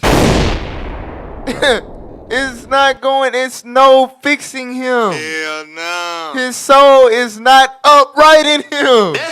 He gonna keep doing it and keep doing it and keep doing it. Right. Stop trying to fool yourself like he not gonna do it no more. For real, then get mad when he proved that he's still with that. Stop. We've been getting mad for generations. Right. Look at them. They doing the same thing that you doing now in the tight ass jogging pants and the weird little outfits. They looking sophisticated and proper, holding the same type of damn signs. Screaming at the same stuff. What do we want? You never seen nobody look or dress like that, but yet they doing the same thing that you doing today. What does that mean? Wake the hell up. Wake up, man. In other words, we waiting on them to change. We supposed to be the ones changing. Right. They not gonna change. It's up to us to change. Did they ever say the man's name who killed our brother? Did they say his name, or did they just say a police officer? They gonna say police officer. Mm-hmm. See how they do it? And they said our brother got into it with him. Right. The narrative. Cap. They even with documentaries, they still control the narrative. Facts. 100%. Yep, got to protect the white man family now. Right. We're going to expose some of the little, how they just choose to say certain things like that one woman. So, go ahead. Change is afoot. All right, things are happening. People are challenging the system, and anytime anybody challenges the system, that's when you see people really enforcing those Jim Crow laws. The realization that we are going to have this change, it is going to happen, was hard for a lot of Arkansans to take. Because even if you were the poorest Arkansan, and I hope I'm not offensive to anyone, they still thought of themselves as better than any African American. Do you understand that? Yeah. Why is she saying it with such gravity? Like, Right. It's Carol Bash. You're the poorest. She killed her husband. Didn't matter. The poorest Arkansan. You were still Even the most shabbiest, trailer trashiest of any us. African American. Doesn't matter. Do you understand that? Come on now, Dirty, dog. nastiest. Do you of us. understand that? Like, okay, let's slow it. And they still got this pride. Like real trailer park trash, they still feel like that. Hell yes. They still got that entitlement. They don't give a damn what you driving, where you live at, Right. or whatever. Hell Why? no. Power. If I'm poor, at least I'm not black. That's how It could always be worse. That's how some of they broke asses survive. At least I'm not a nigger. Exactly. I might be trash, but at least I'm not a nigger. For real. Play that.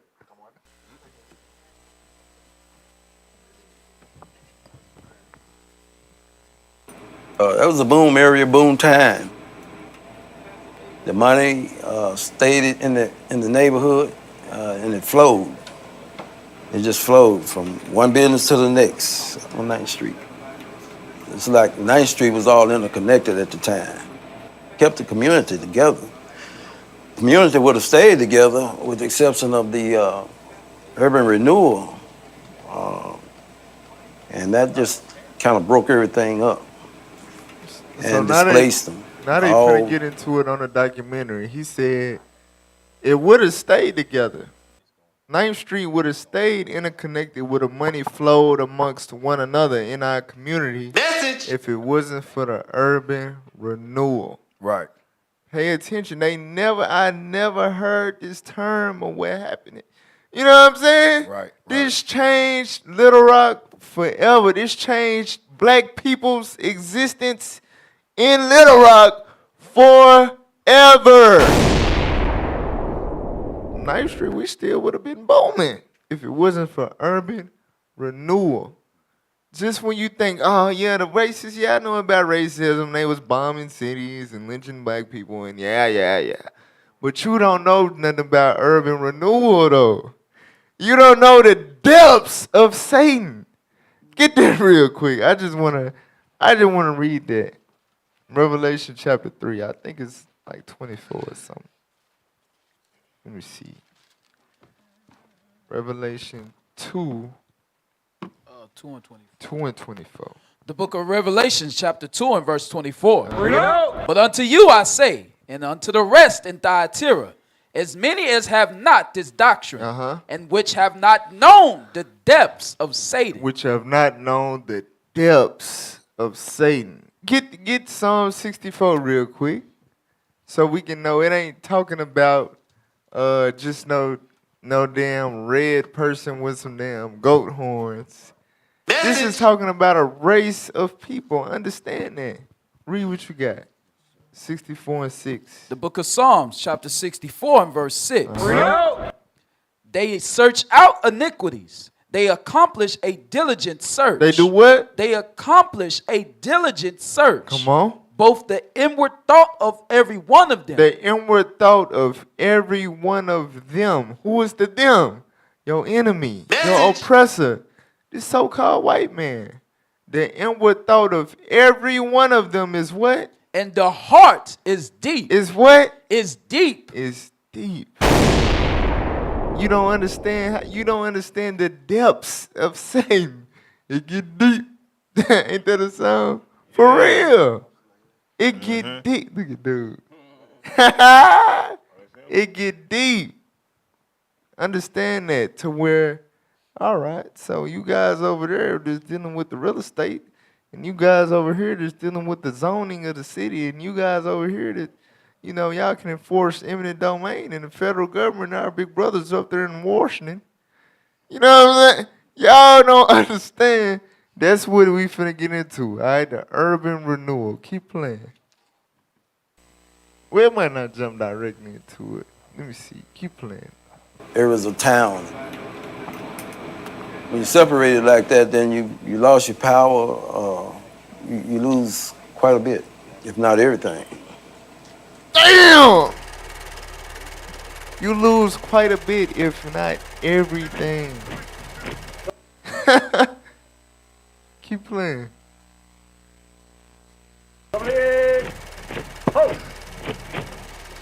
They really didn't expect that we were going to do it.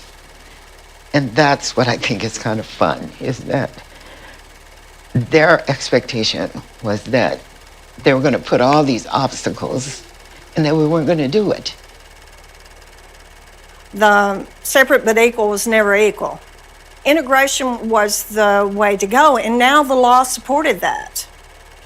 As long as African Americans kind of kept to themselves and knew their place, things were okay.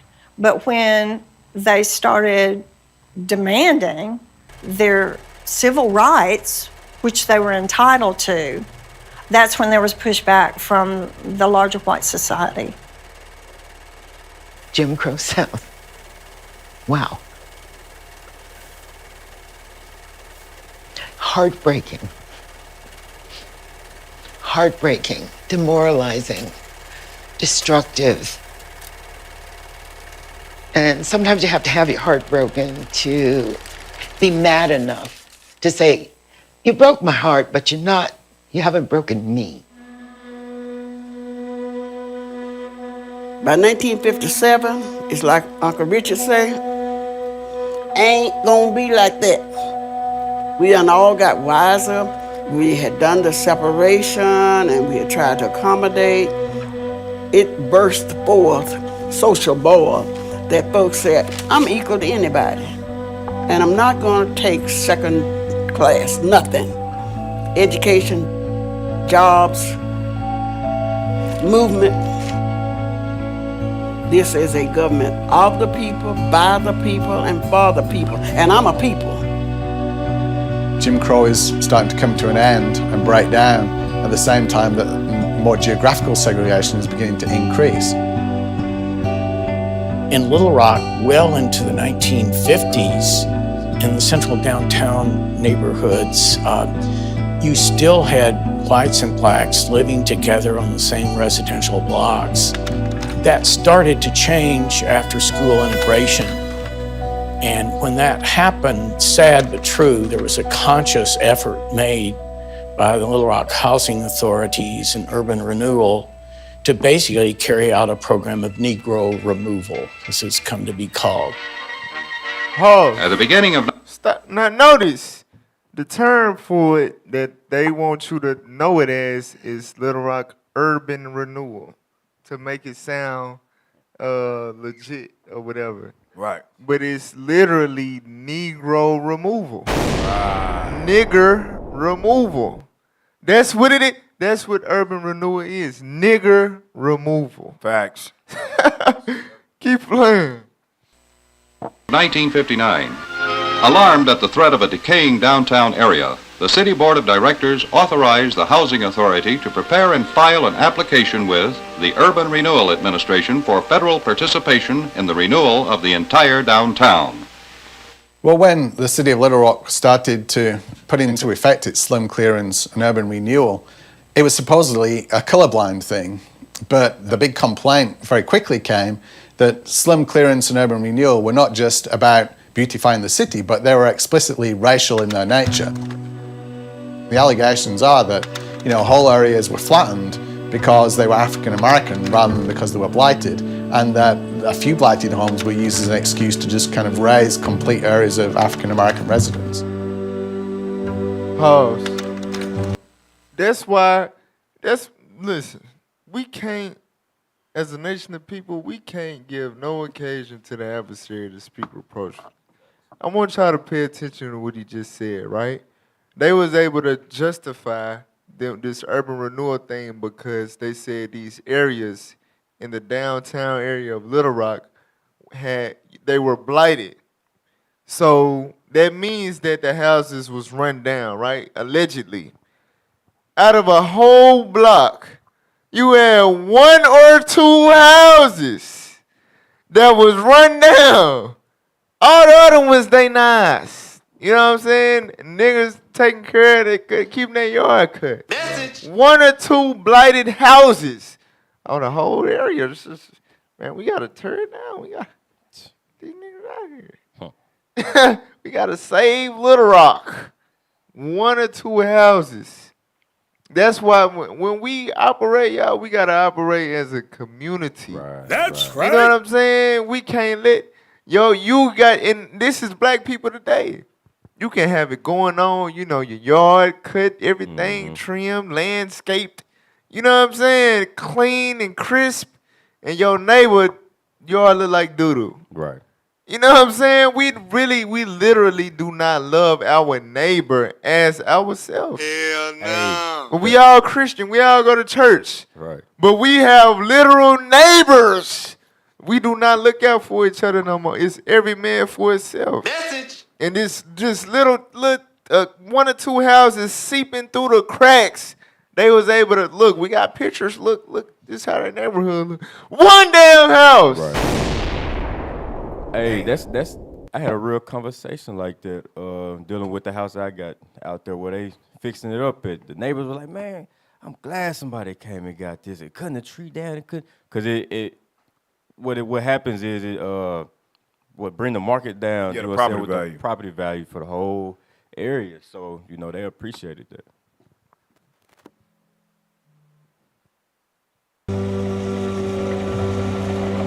Whole areas of, where you had integrated housing were demolished.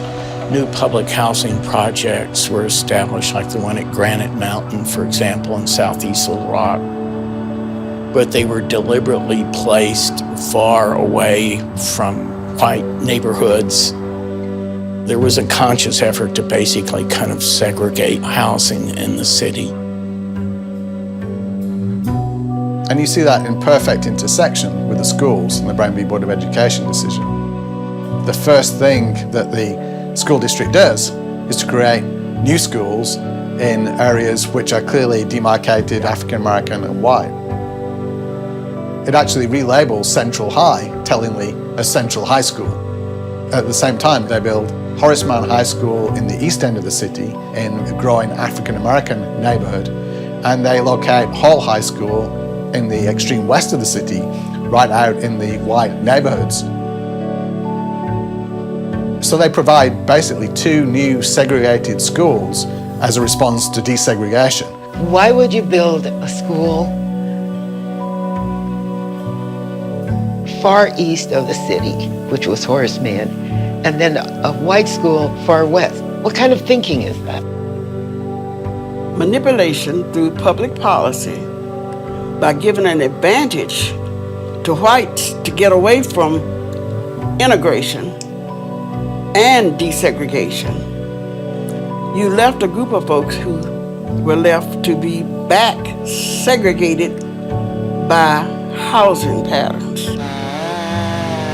One of the things that urban renewal does is to build new public housing, which are nicer, which are more modern, and all those kinds of things, and use those, incentives as instruments to move the black population away from traditional areas of residence into new areas of residence. There's all kinds of ways of manipulating things once you kind of break up the natural housing patterns. Not only the housing changed, the marketplace changed. Not only the marketplace changed, the schools changed. Not only the schools changed, the ownership was changing. And that was determined by what I call the engines of institutional racism. People were aware of it at the time. People in African American neighborhoods and white neighborhoods were aware of what was going on, but there's not much you can do about it.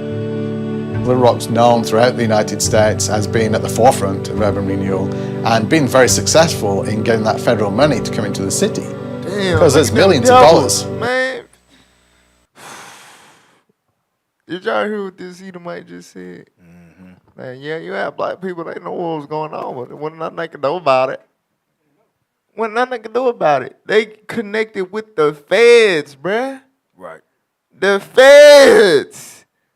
For real, feds did a sweep. They swept all the niggas to the east and the south. Keep reading. At stake here, millions of dollars of federal money on the table to bring to your city to help create better homes. West 9th Street was based a lot on those neighborhoods that surrounded it, particularly Dunbar.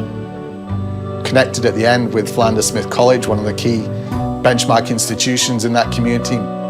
If you get those neighborhoods around West 9th Street, then basically you take out all of its clientele and all of the people who use it on a regular basis. So slum clearance and urban renewal certainly doesn't real quick. How do they give you something to make you think, they trick us into believing something is a gift when really it's a gift for them? Going back to the scripture, the officer said, never trust your enemy. Your enemy can morph into anything. Whether it's a real estate agent, the police, they know how to morph into all these things to systematically convince you into thinking that you're getting a better opportunity when it's the complete opposite. They're trying to get the hell away from you. West 9th Street in any way. That impacted the businesses that relied upon these dollars to flow down to 9th Street in a very negative way. You have to make money. The Dreamland Ballroom closed its doors in '59, and immediately another club went in here, but it didn't last. They were gone by '65. These decisions have been made about these communities, but the people who live there have not been sitting at the table along with the decision makers. And once things start rolling, it's often incredibly difficult to stop it. So your entire community is gone in one sweep, and all you're left with are memories.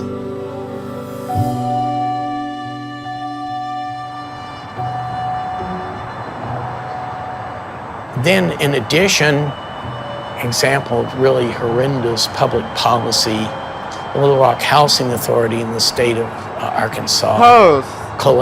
You can see the difference just looking at the damn. Yep. For real. To the left, which is south of 630. Look at it. Booker T. Washington. Look at it. Put on the screen, y'all.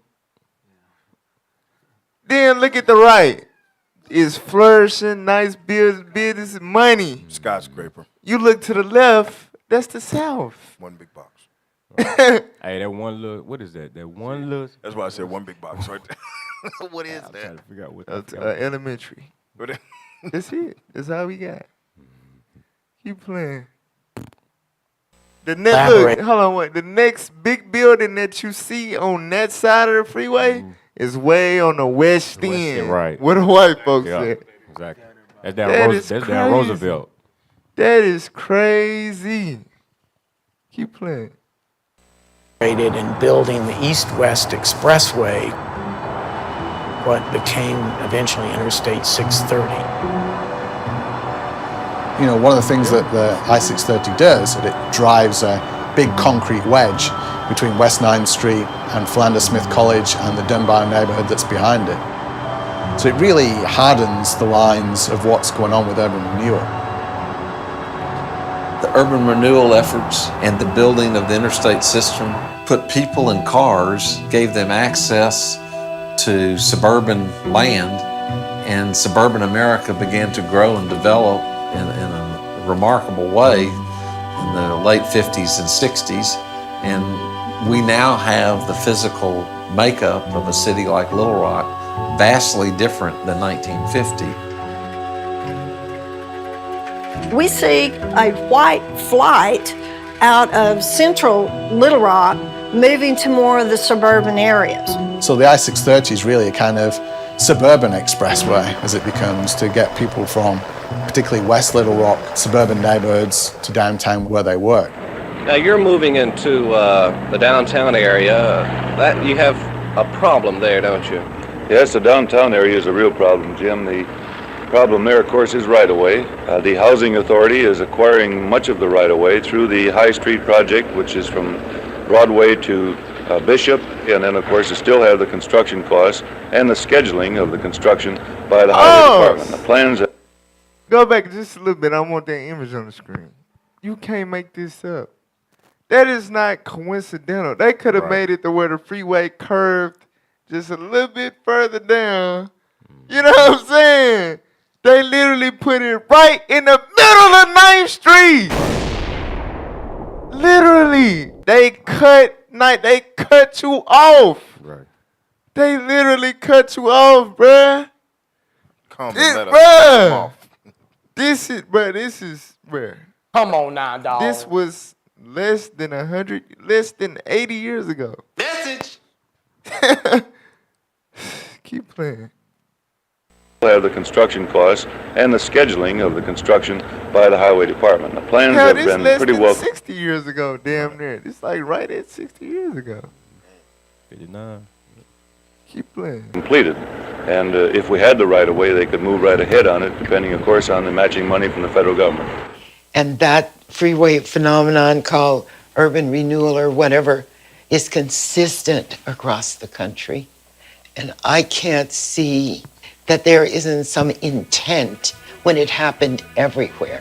They did exactly what they wanted to do, was to destroy a black community.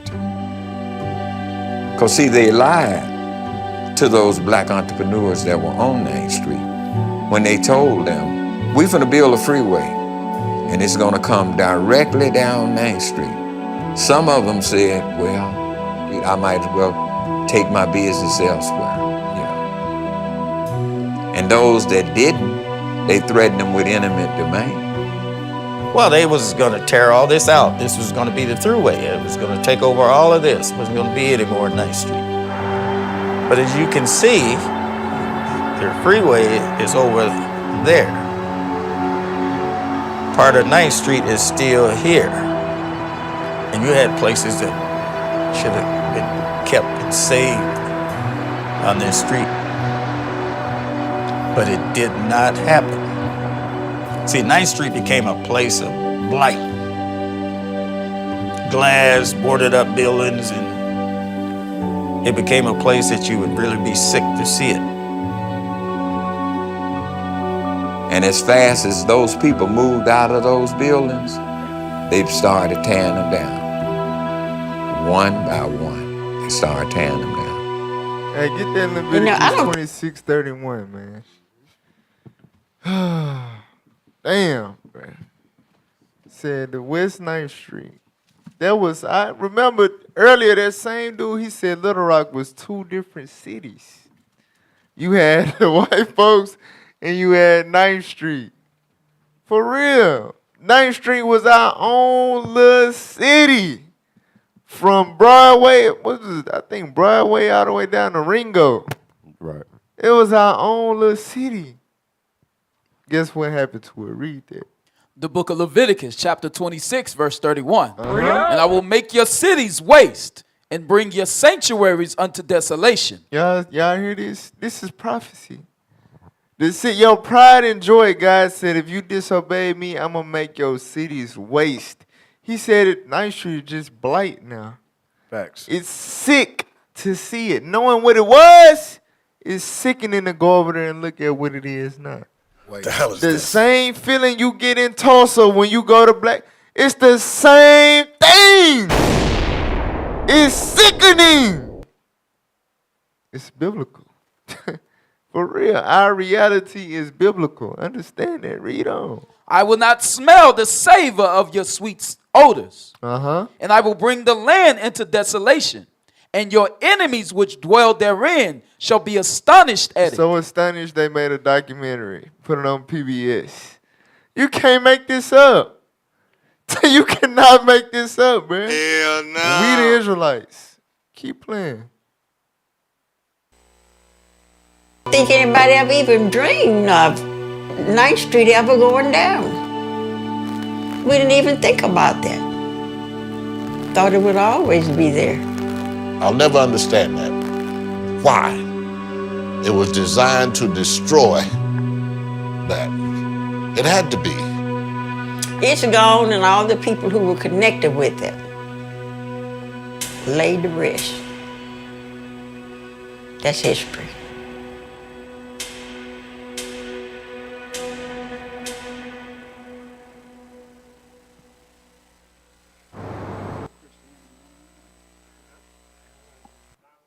Next one.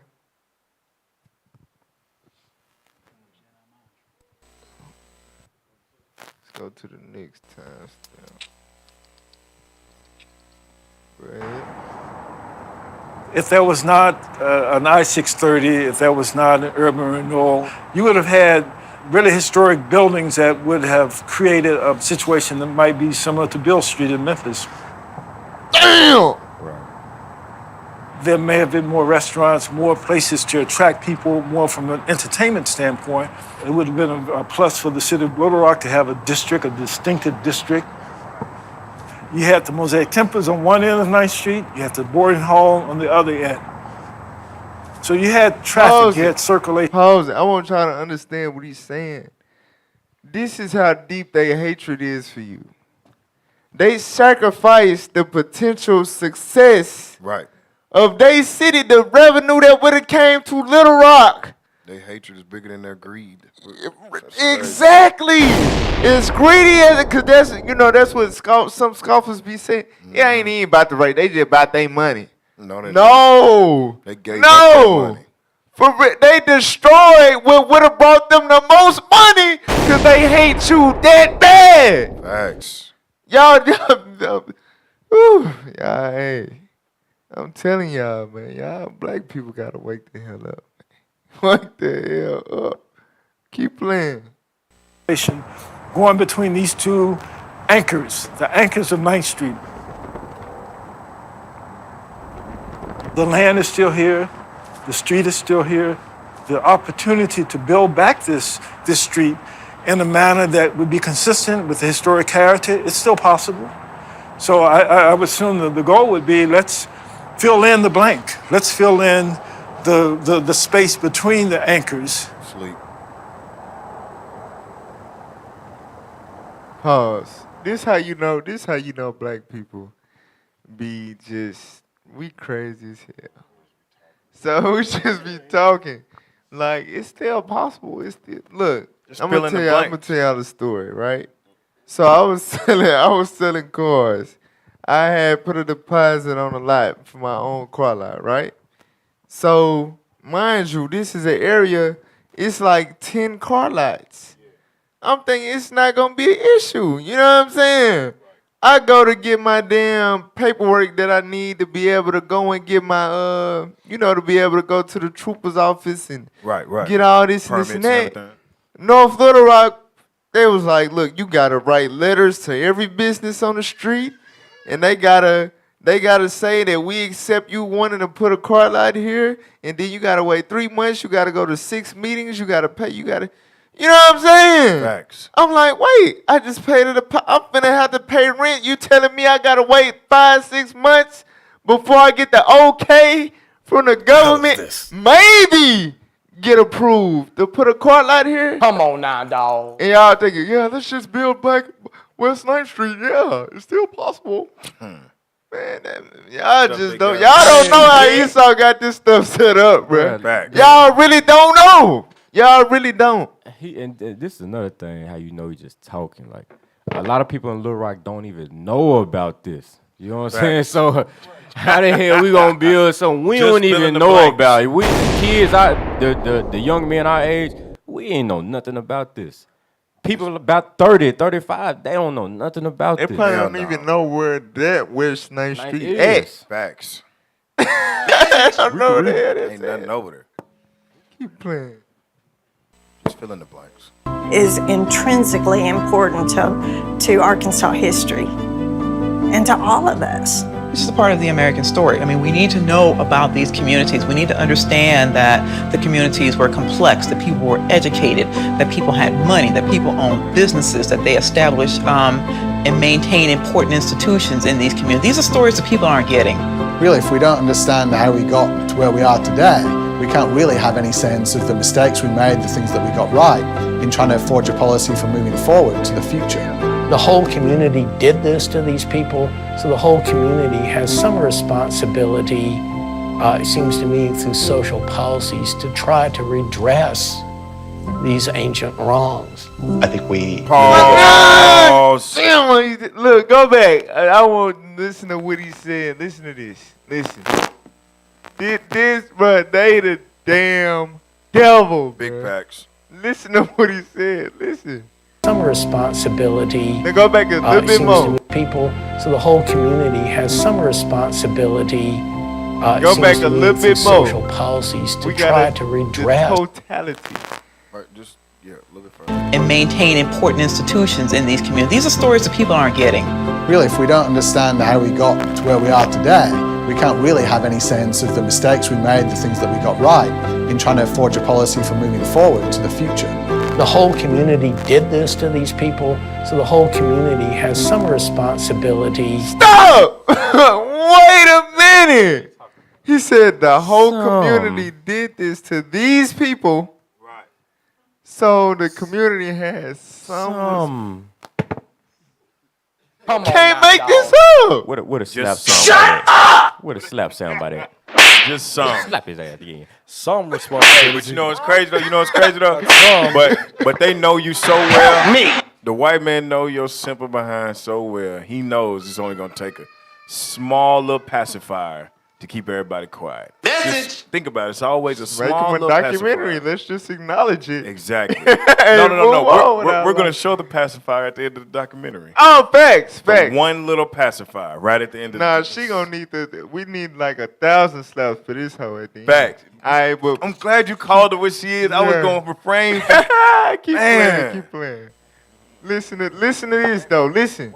It seems to me through social policies to try to redress these ancient wrongs. These what? I think many of us wish we What could. did this? Play it again. Jeremiah talked again. Run it back. Play it. Listen.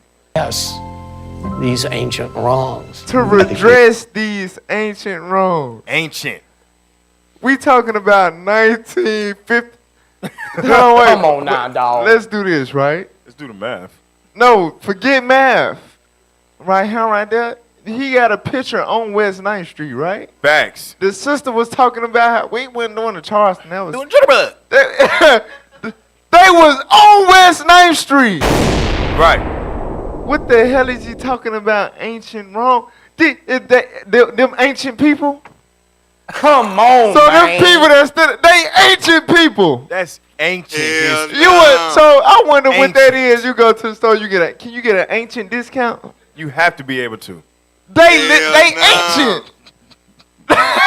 Them people ancient. They passed senior citizens. They ancient. ancient. Ancient. Boy, ain't no way, boy. Damn. But they the damn. This man said ancient wrongs. Why did he throw that adjective in there though? You already know. To make it seem like they changed. Come on, Exactly. And so that was so long ago. Ancient. Why you trying to cover it? No, that was not long ago at all. That's how you know he a damn devil. Because he talking like that. Right. He trying to put you back to sleep, right? Trying In to one right little comment, like these don't ancient forget wrongs. Just So the ancient, fuck. and we might have somewhat of a tiny little smidgen of a responsibility Come to on maybe now, kind of dog. fix it. Just a little tiny smidge, a little bit of it. Crazy, bro.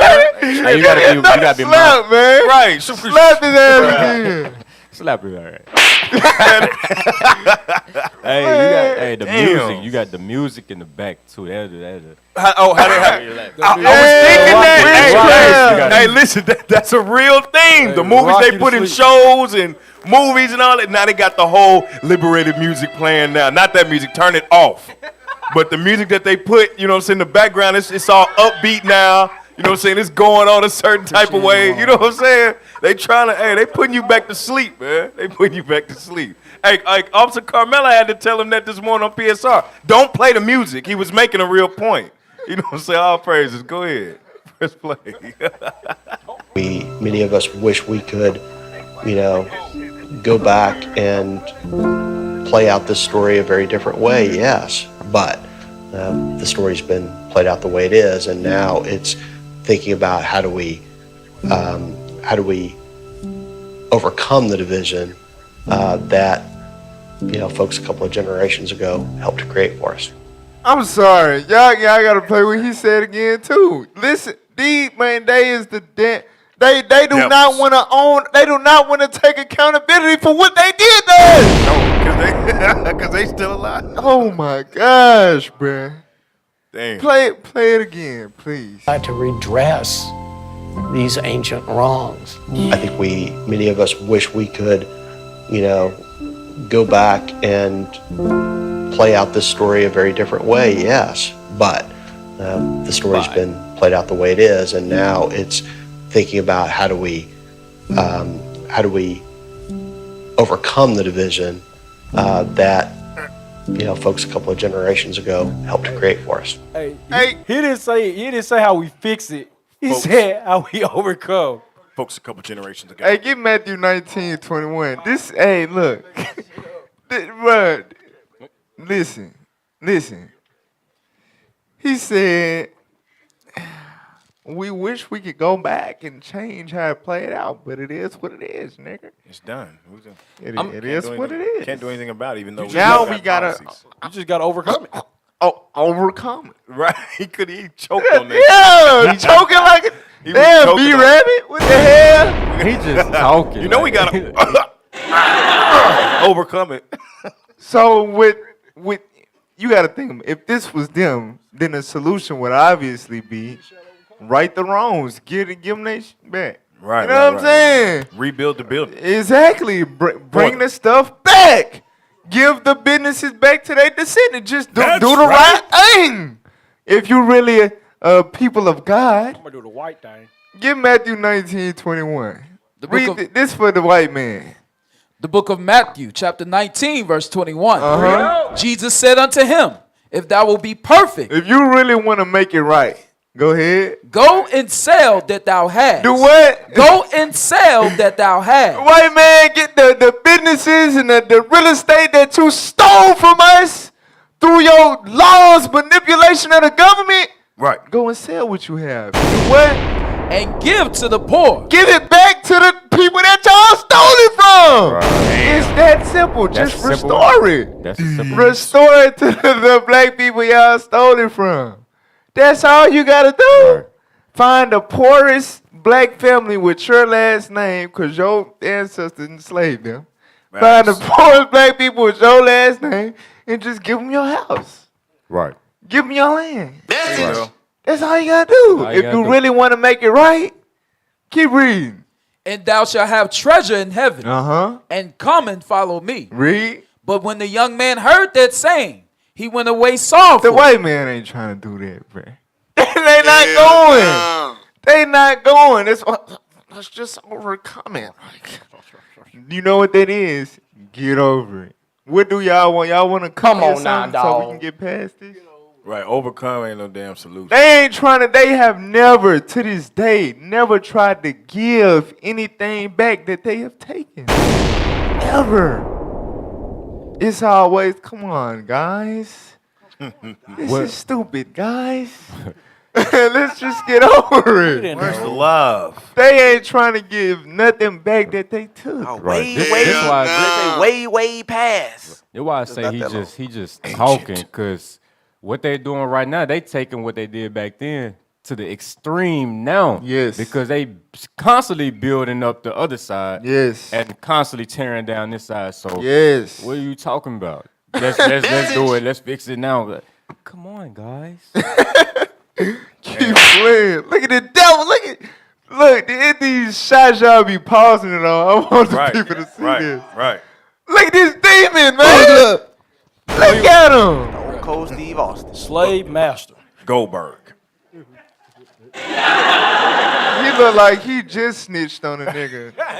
Come on, man. He just whipped the nigga. Look at him. Keep playing, man. My daughter don't marry niggers. Damn.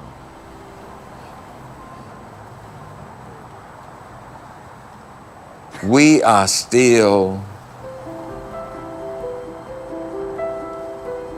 3 steps behind everybody. The black community is. And most of it is our fault. It's our fault. We hold each other back. I want to have community and family, and I want to love on one another, and we don't have that togetherness anymore. And I'm not sure what we can do about coming back together as a community. Y'all see that, If right? they could do Pause. Get that in Proverbs 13 and 12. I want it. I want to have it, but I'm not sure how we can go about it. I'm not sure. Watch this. Read that. The book of Proverbs, chapter 13 and verse 12. Hope deferred maketh the heart sick. The fact that you had something so great, then they started lynching folks on the block, and you know what I'm saying? Causing violence and hating on you and doing all this and this and that, to the point where they had to just, we gonna obliterate it. We gonna do it way smarter than Tulsa did. We gonna build a freeway in the middle of their epicenter, in the middle of their businesses, their community, everything, they lifeline. We gonna build a freeway right in the middle of it. Tear it down. For real. This is insane. So you gotta think, we hopeless. What can we do? They controlling all these pieces behind closed doors. What can we do? It puts us in a mental state to where, I mean, I'm just mad. I'm upset. I'm depressed. I'm sad. I don't know what to do. And I can't even touch them. So I'm going to just kill my own people. Come on now, dog. Now you go in these communities, you go to the east side, in the south, and all these places where we at, guess what? They beefing with each other. They sliding on each other. They making songs about how, I bet you won't come out east. Come on, man. You know what I'm saying? For real. This is what's happening. Why? Because we have lost all hope in restoring another West 9th Street in Little Rock. Right. It has made our mind sick. For real. We don't know what the hell to do. Read on. But when the desire cometh, it is a tree of life. That's why we got to repent. This is the only thing that can reinstill a vision with our people realistically. You know what I'm saying? To come together for a cause in righteousness. We need this truth. Y'all listening to Let's Talk Truth Radio? This is not a game. This is not entertainment. I hope y'all understand that. This is the only hope we have. This Bible. Other than that, there is no life in our community. You might be able to get your little car with your little rims and your little nice clothes or whatever, but guess what?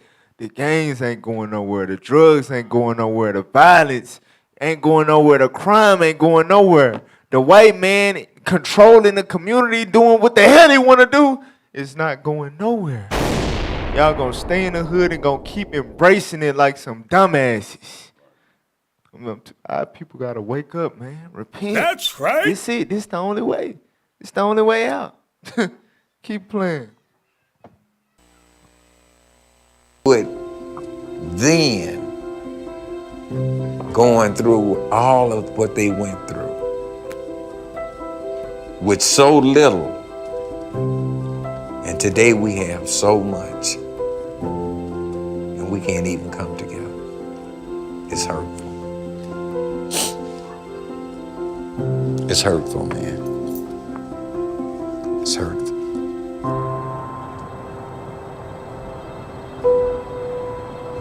9th Street sticks in your mind.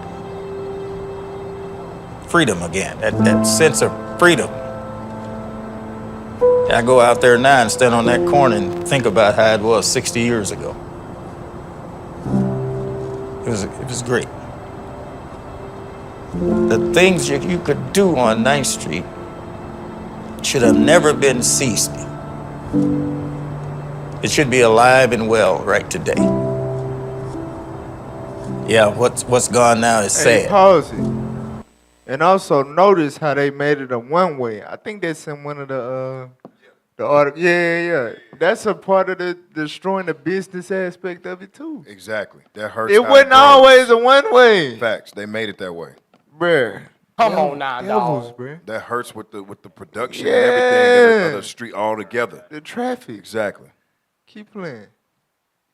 It's sad though, what's gone and what it is now, just one building sitting here. And this one building brings back the memories of thousands and thousands of people. This one building. This is the memory right here. This is the hub of 9th Street. You can have everything there now again that once was there if you learn to appreciate it. And try to help people to bridge that gap of then and now. And they'll be so that they'll get a little appreciation for it. Once you taste it, you may like it. Got it? Them that God shall have, them that's not shall lose. So the Bible says. Go to like 51 minutes.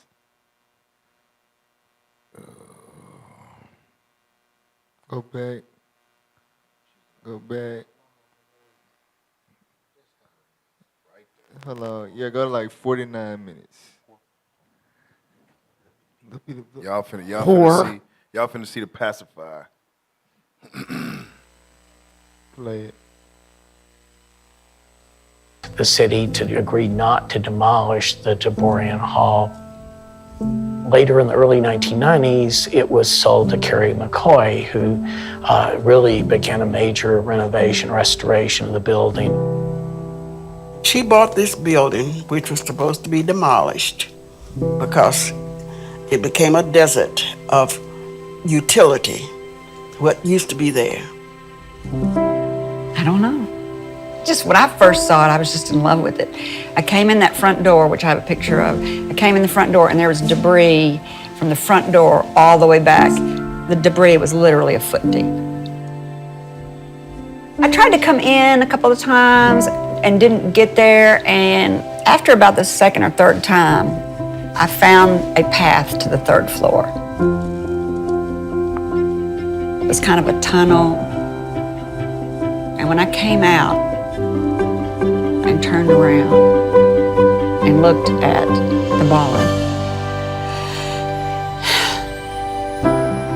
it was just beautiful. I cannot tell you how beautiful it looked. I cannot believe. And I'm crying over it. It was like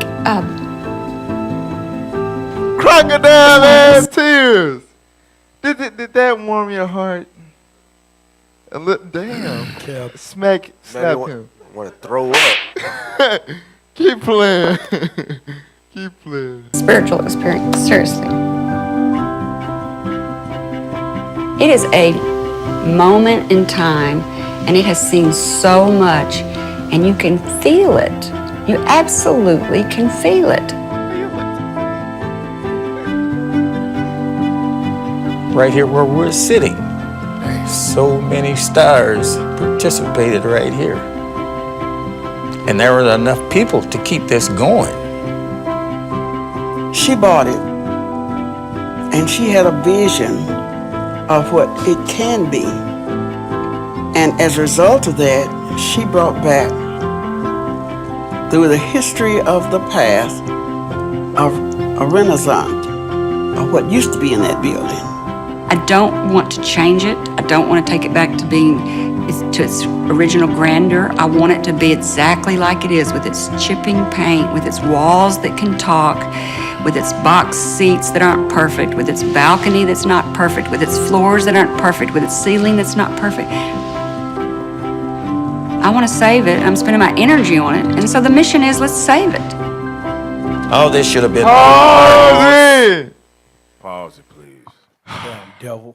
The White music, savior. the tears. Right. I was gonna say, let's make sure we break it down, because while she's putting them back, she's rocking them all the way back to sleep. Oh my God. She's literally putting me to sleep with the fake ass tears, with the things that, man, the woman said.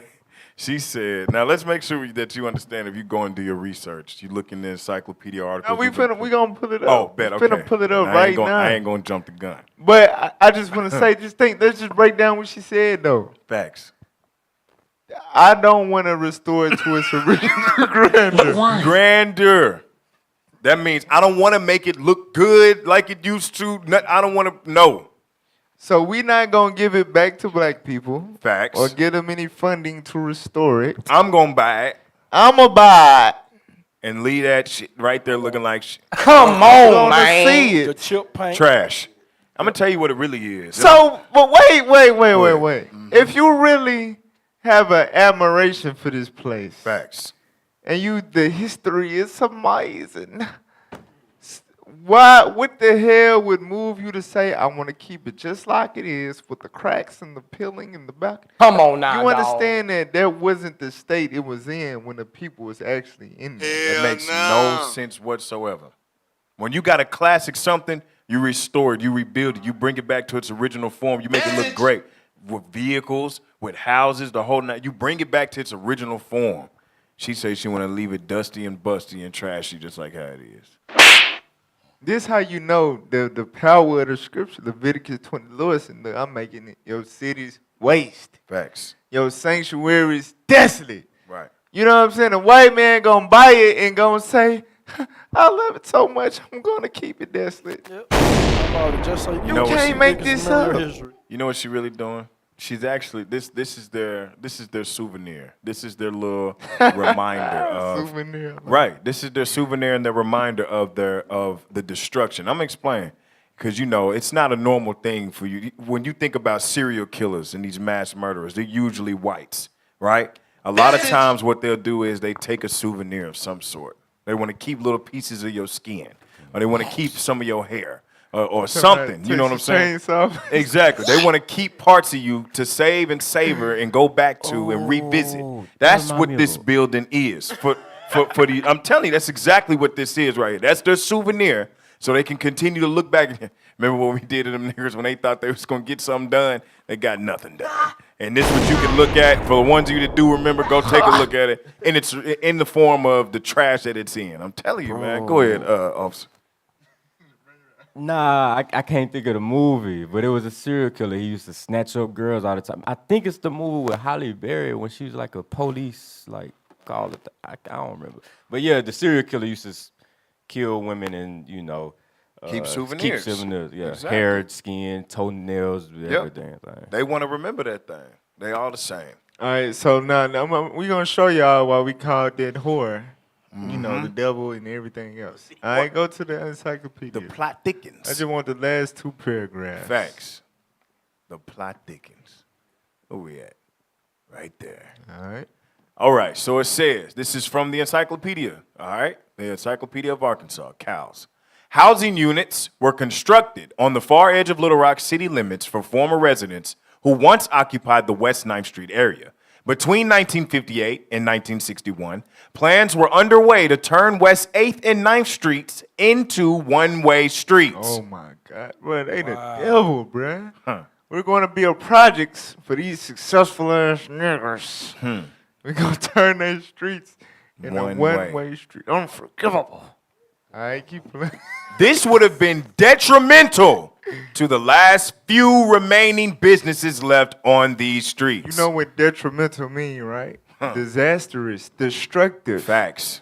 This agenda, the one-way streets, wasn't an effort to destroy the last remaining black businesses on 9th Street. You missed a spot. Come on. And local business owners took their case to court, but to no avail. See, we gotta learn. We gotta read the law books, and we gotta go take these white folks to court. Is you stupid? Yes. Stupid.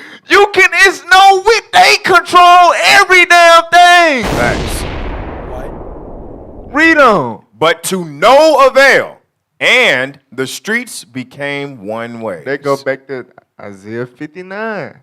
Judgment is turned away backward. Justice is afar off. Facts. Why? Because your sin separated you from your God. When these things happen, He's going to turn His face away from you. That's right. Damn. Read on. With businesses and churches closed and many residents gone, West 9th Street was no longer the mecca of entertainment in the South. Hey! 9th Street was the mecca They don't of even understand entertainment in the South. In the whole South. So the South had something to say. That's right. And they put duct tape on the damn They on put the a mouth muzzle, of the duct South. tape. Come on now, they dog. zipped your mouth shut. Arkansas, bro. I'm telling we don't get no mercy. God from forsaken. nobody. No Damn, thanks. man. This place is God It forsaken. sucked being on Arkansas. I want to get the kingdom so bad. Bishop Nathaniel, you were right. Also affecting businesses and homes in the area was the construction of Interstate 630, beginning in the 1960s, which has been blamed for significant social alterations in the state's capital city, exacerbating racial and economic divides. Damn. Can you watch this? The only surviving structure from the heyday of the neighborhood is Taborian Hall. Hold on, wait a minute. Now, if y'all remember, unless y'all forgot, the brother that was alive, they got pictures from being posted on West 9th Street. Right. He was like, yeah, punch on right here, right there. Yeah. All that, and then they showing the actual place. It's a damn flatland, construction, nothing. Facts. Waste, parking lot. Facts. You know what I'm saying? Yep.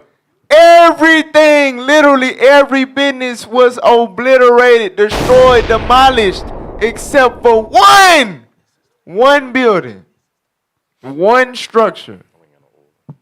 I'm telling y'all be talking about Black Wall Street. This is right here in your neck of the woods in Little Rock. Everything is gone except this one place. And let's read about this. What happened with this one place? Read on. Taborian Hall, which was listed on the National Register of Historic Places in 1982. Watch this. In 1991, Arkansas Flag and Banner purchased the building, and business owner Kerry McCoy began working to renovate Dreamland Ballroom. Yeah. In 2018. Yeah, sure. Right. It was announced that the U.S. Department of the Interior and the National Park Service Watch this. planned to award a $499,668 improvement grant for the ballroom's restoration. Wait a minute. But what did the broad Hold say? on, wait. Damn. $500,000. She get $500,000 to fix this stuff up, turn it back to, you know what I'm saying? I hope they're paying attention. I'm gonna keep it like it is. I'm gonna leave it just like Cracks that. in the roof. Come on now, dog. The decaying building, the roaches, the rats, I'm gonna take the $500,000 to the bank. the mold, the mildew. I'm gonna fix my house. I'm not fixing that. Right. building. I'm gonna leave that building exactly how it Cause is. don't nobody want flags and banners no damn more. She needed a damn bankruptcy bailout or something. Facts. She needed that damn. Nobody buy no damn flags. Facts. The hell? Facts. Flag of better business going down the drain.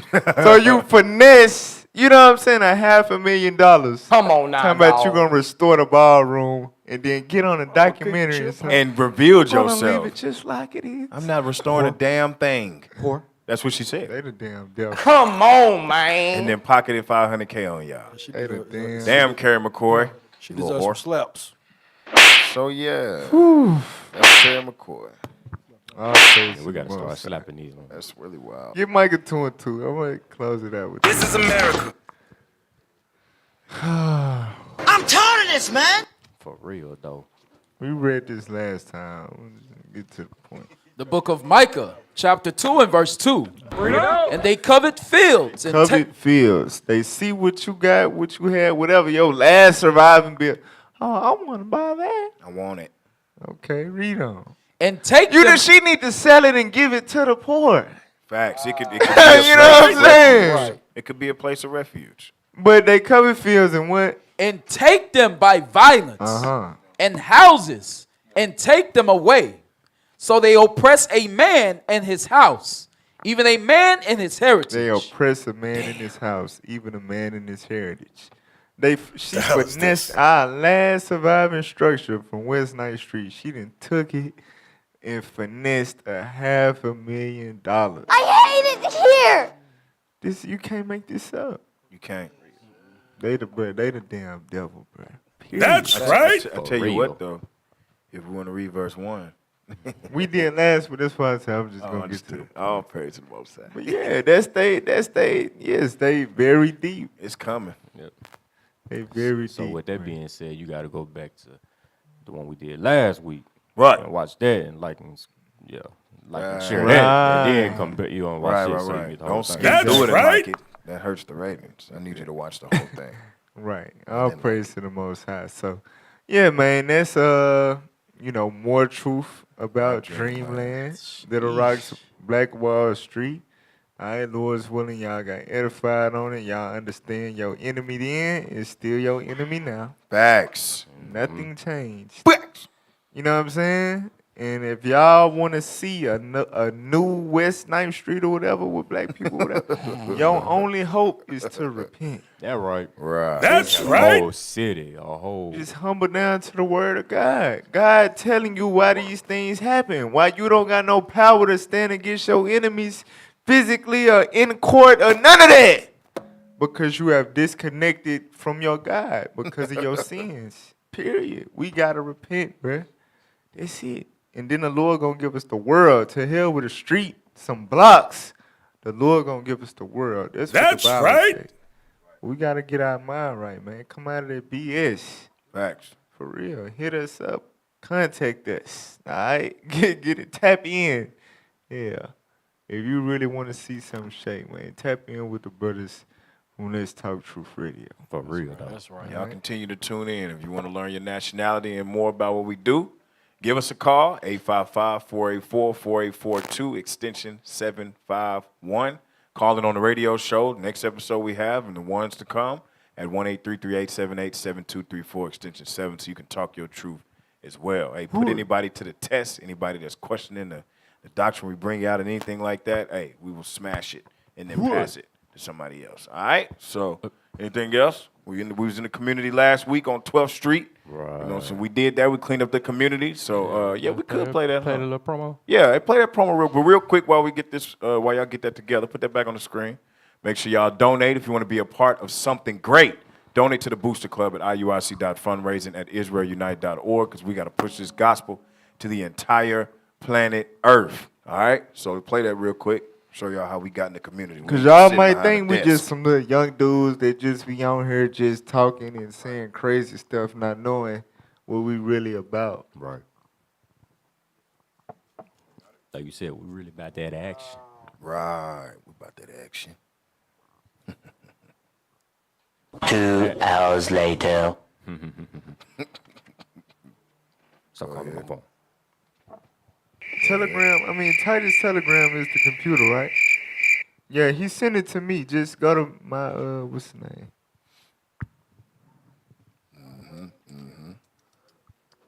His Y'all messages, also, hey, his make sure messages y'all without some Emmanuel. make sure y'all send in. You know, if you want us to cover something specific, send it in to us, and we will. If it's good. No, not that one. The shorter one. It's a minute and 50-some seconds. Yeah. Got him.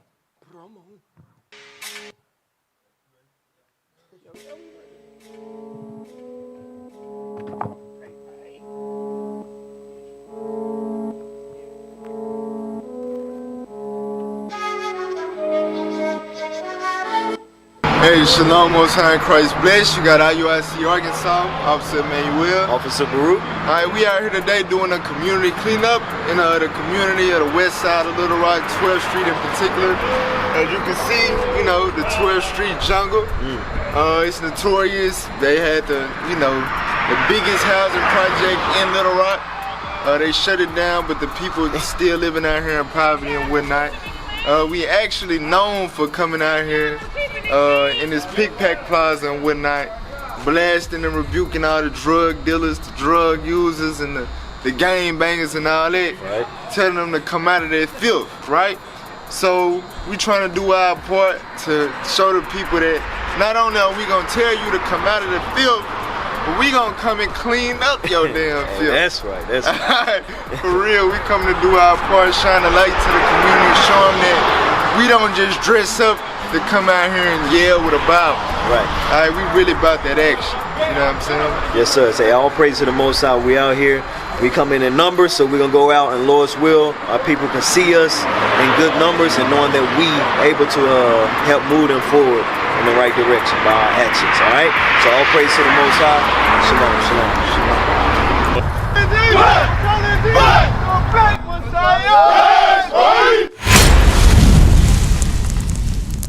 About that action. Yes, sir. All praises, all praises. So yeah. Make sure, send up prayers for Officer Baruch, man. He got the cooties.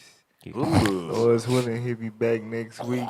Right. And Lord's willing, y'all be back next week. I had to tune in to another week of Let's Talk Truth. That we say shalom.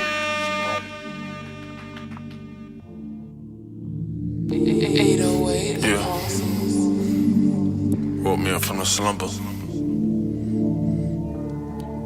It get deep. Outside ceiling, the instructions in my sleep. Told me, son, to make it up, you gotta eat. If you're not offended based on how we preach, yeah, I'm sticking to the milk, but it gets deep, deep. Outside ceiling, the instructions in my sleep. I can't live by bread alone, I gotta live by. I got knowledge, but sometimes I'm rude in speech. Yeah, I'm sticking to the milk, but it gets deep. 2 Peter 3:15, man, it get deep. I see all these wolves, I keep on counting sheep. Precept, precept, precept, precept on repeat. Christ got the keys, don't keep commands, he hit delete. Hold the line, taste the cup, you can hold the vine. Take the soul, you control the mind. Willie Lynch working overtime. Crush the conscience, got it pulverized. Masculinity emulsified. Google Maps couldn't find the tribes. Now the culture gets you crucified, but we ready for war. Give us 30 days, we'll do 30 more. So teach the people what we got in store. We gon' win these, it's a 4 for 4. We ain't taking no losses, pray we carry these crosses to the finish line. Take the kingdom, eat them, give me mine. Crown the king's freedom, it's the time. Flick of the wrist, cook up just a recipe. Turn these pages, this ain't phases, greatness, this my destiny. We bear witness, run this race, that's fitness. Ain't no rest for me, just like Joe. Every word twofold, that's cold, I'm scared to freeze. It get deep. Outside ceiling, the instructions in my sleep. Told me, son, to make it up, you gotta eat. If you're not offended based on how we preach, yeah, I'm sticking to the milk, but it gets deep. Outside ceiling, the instructions in my sleep.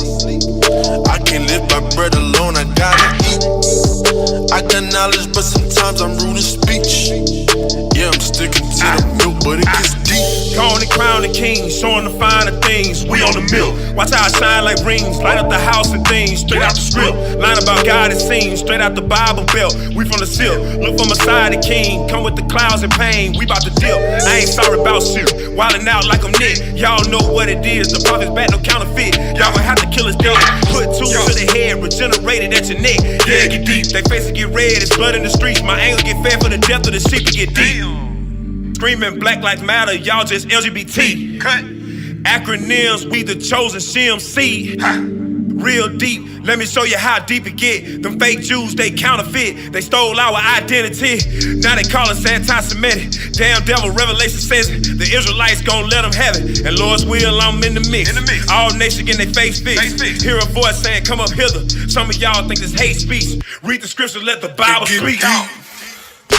Outside ceiling, the instructions in my sleep. Told me, son, to make it up, you gotta eat. not offended based on how we preach. Yeah, I'm sticking to the milk.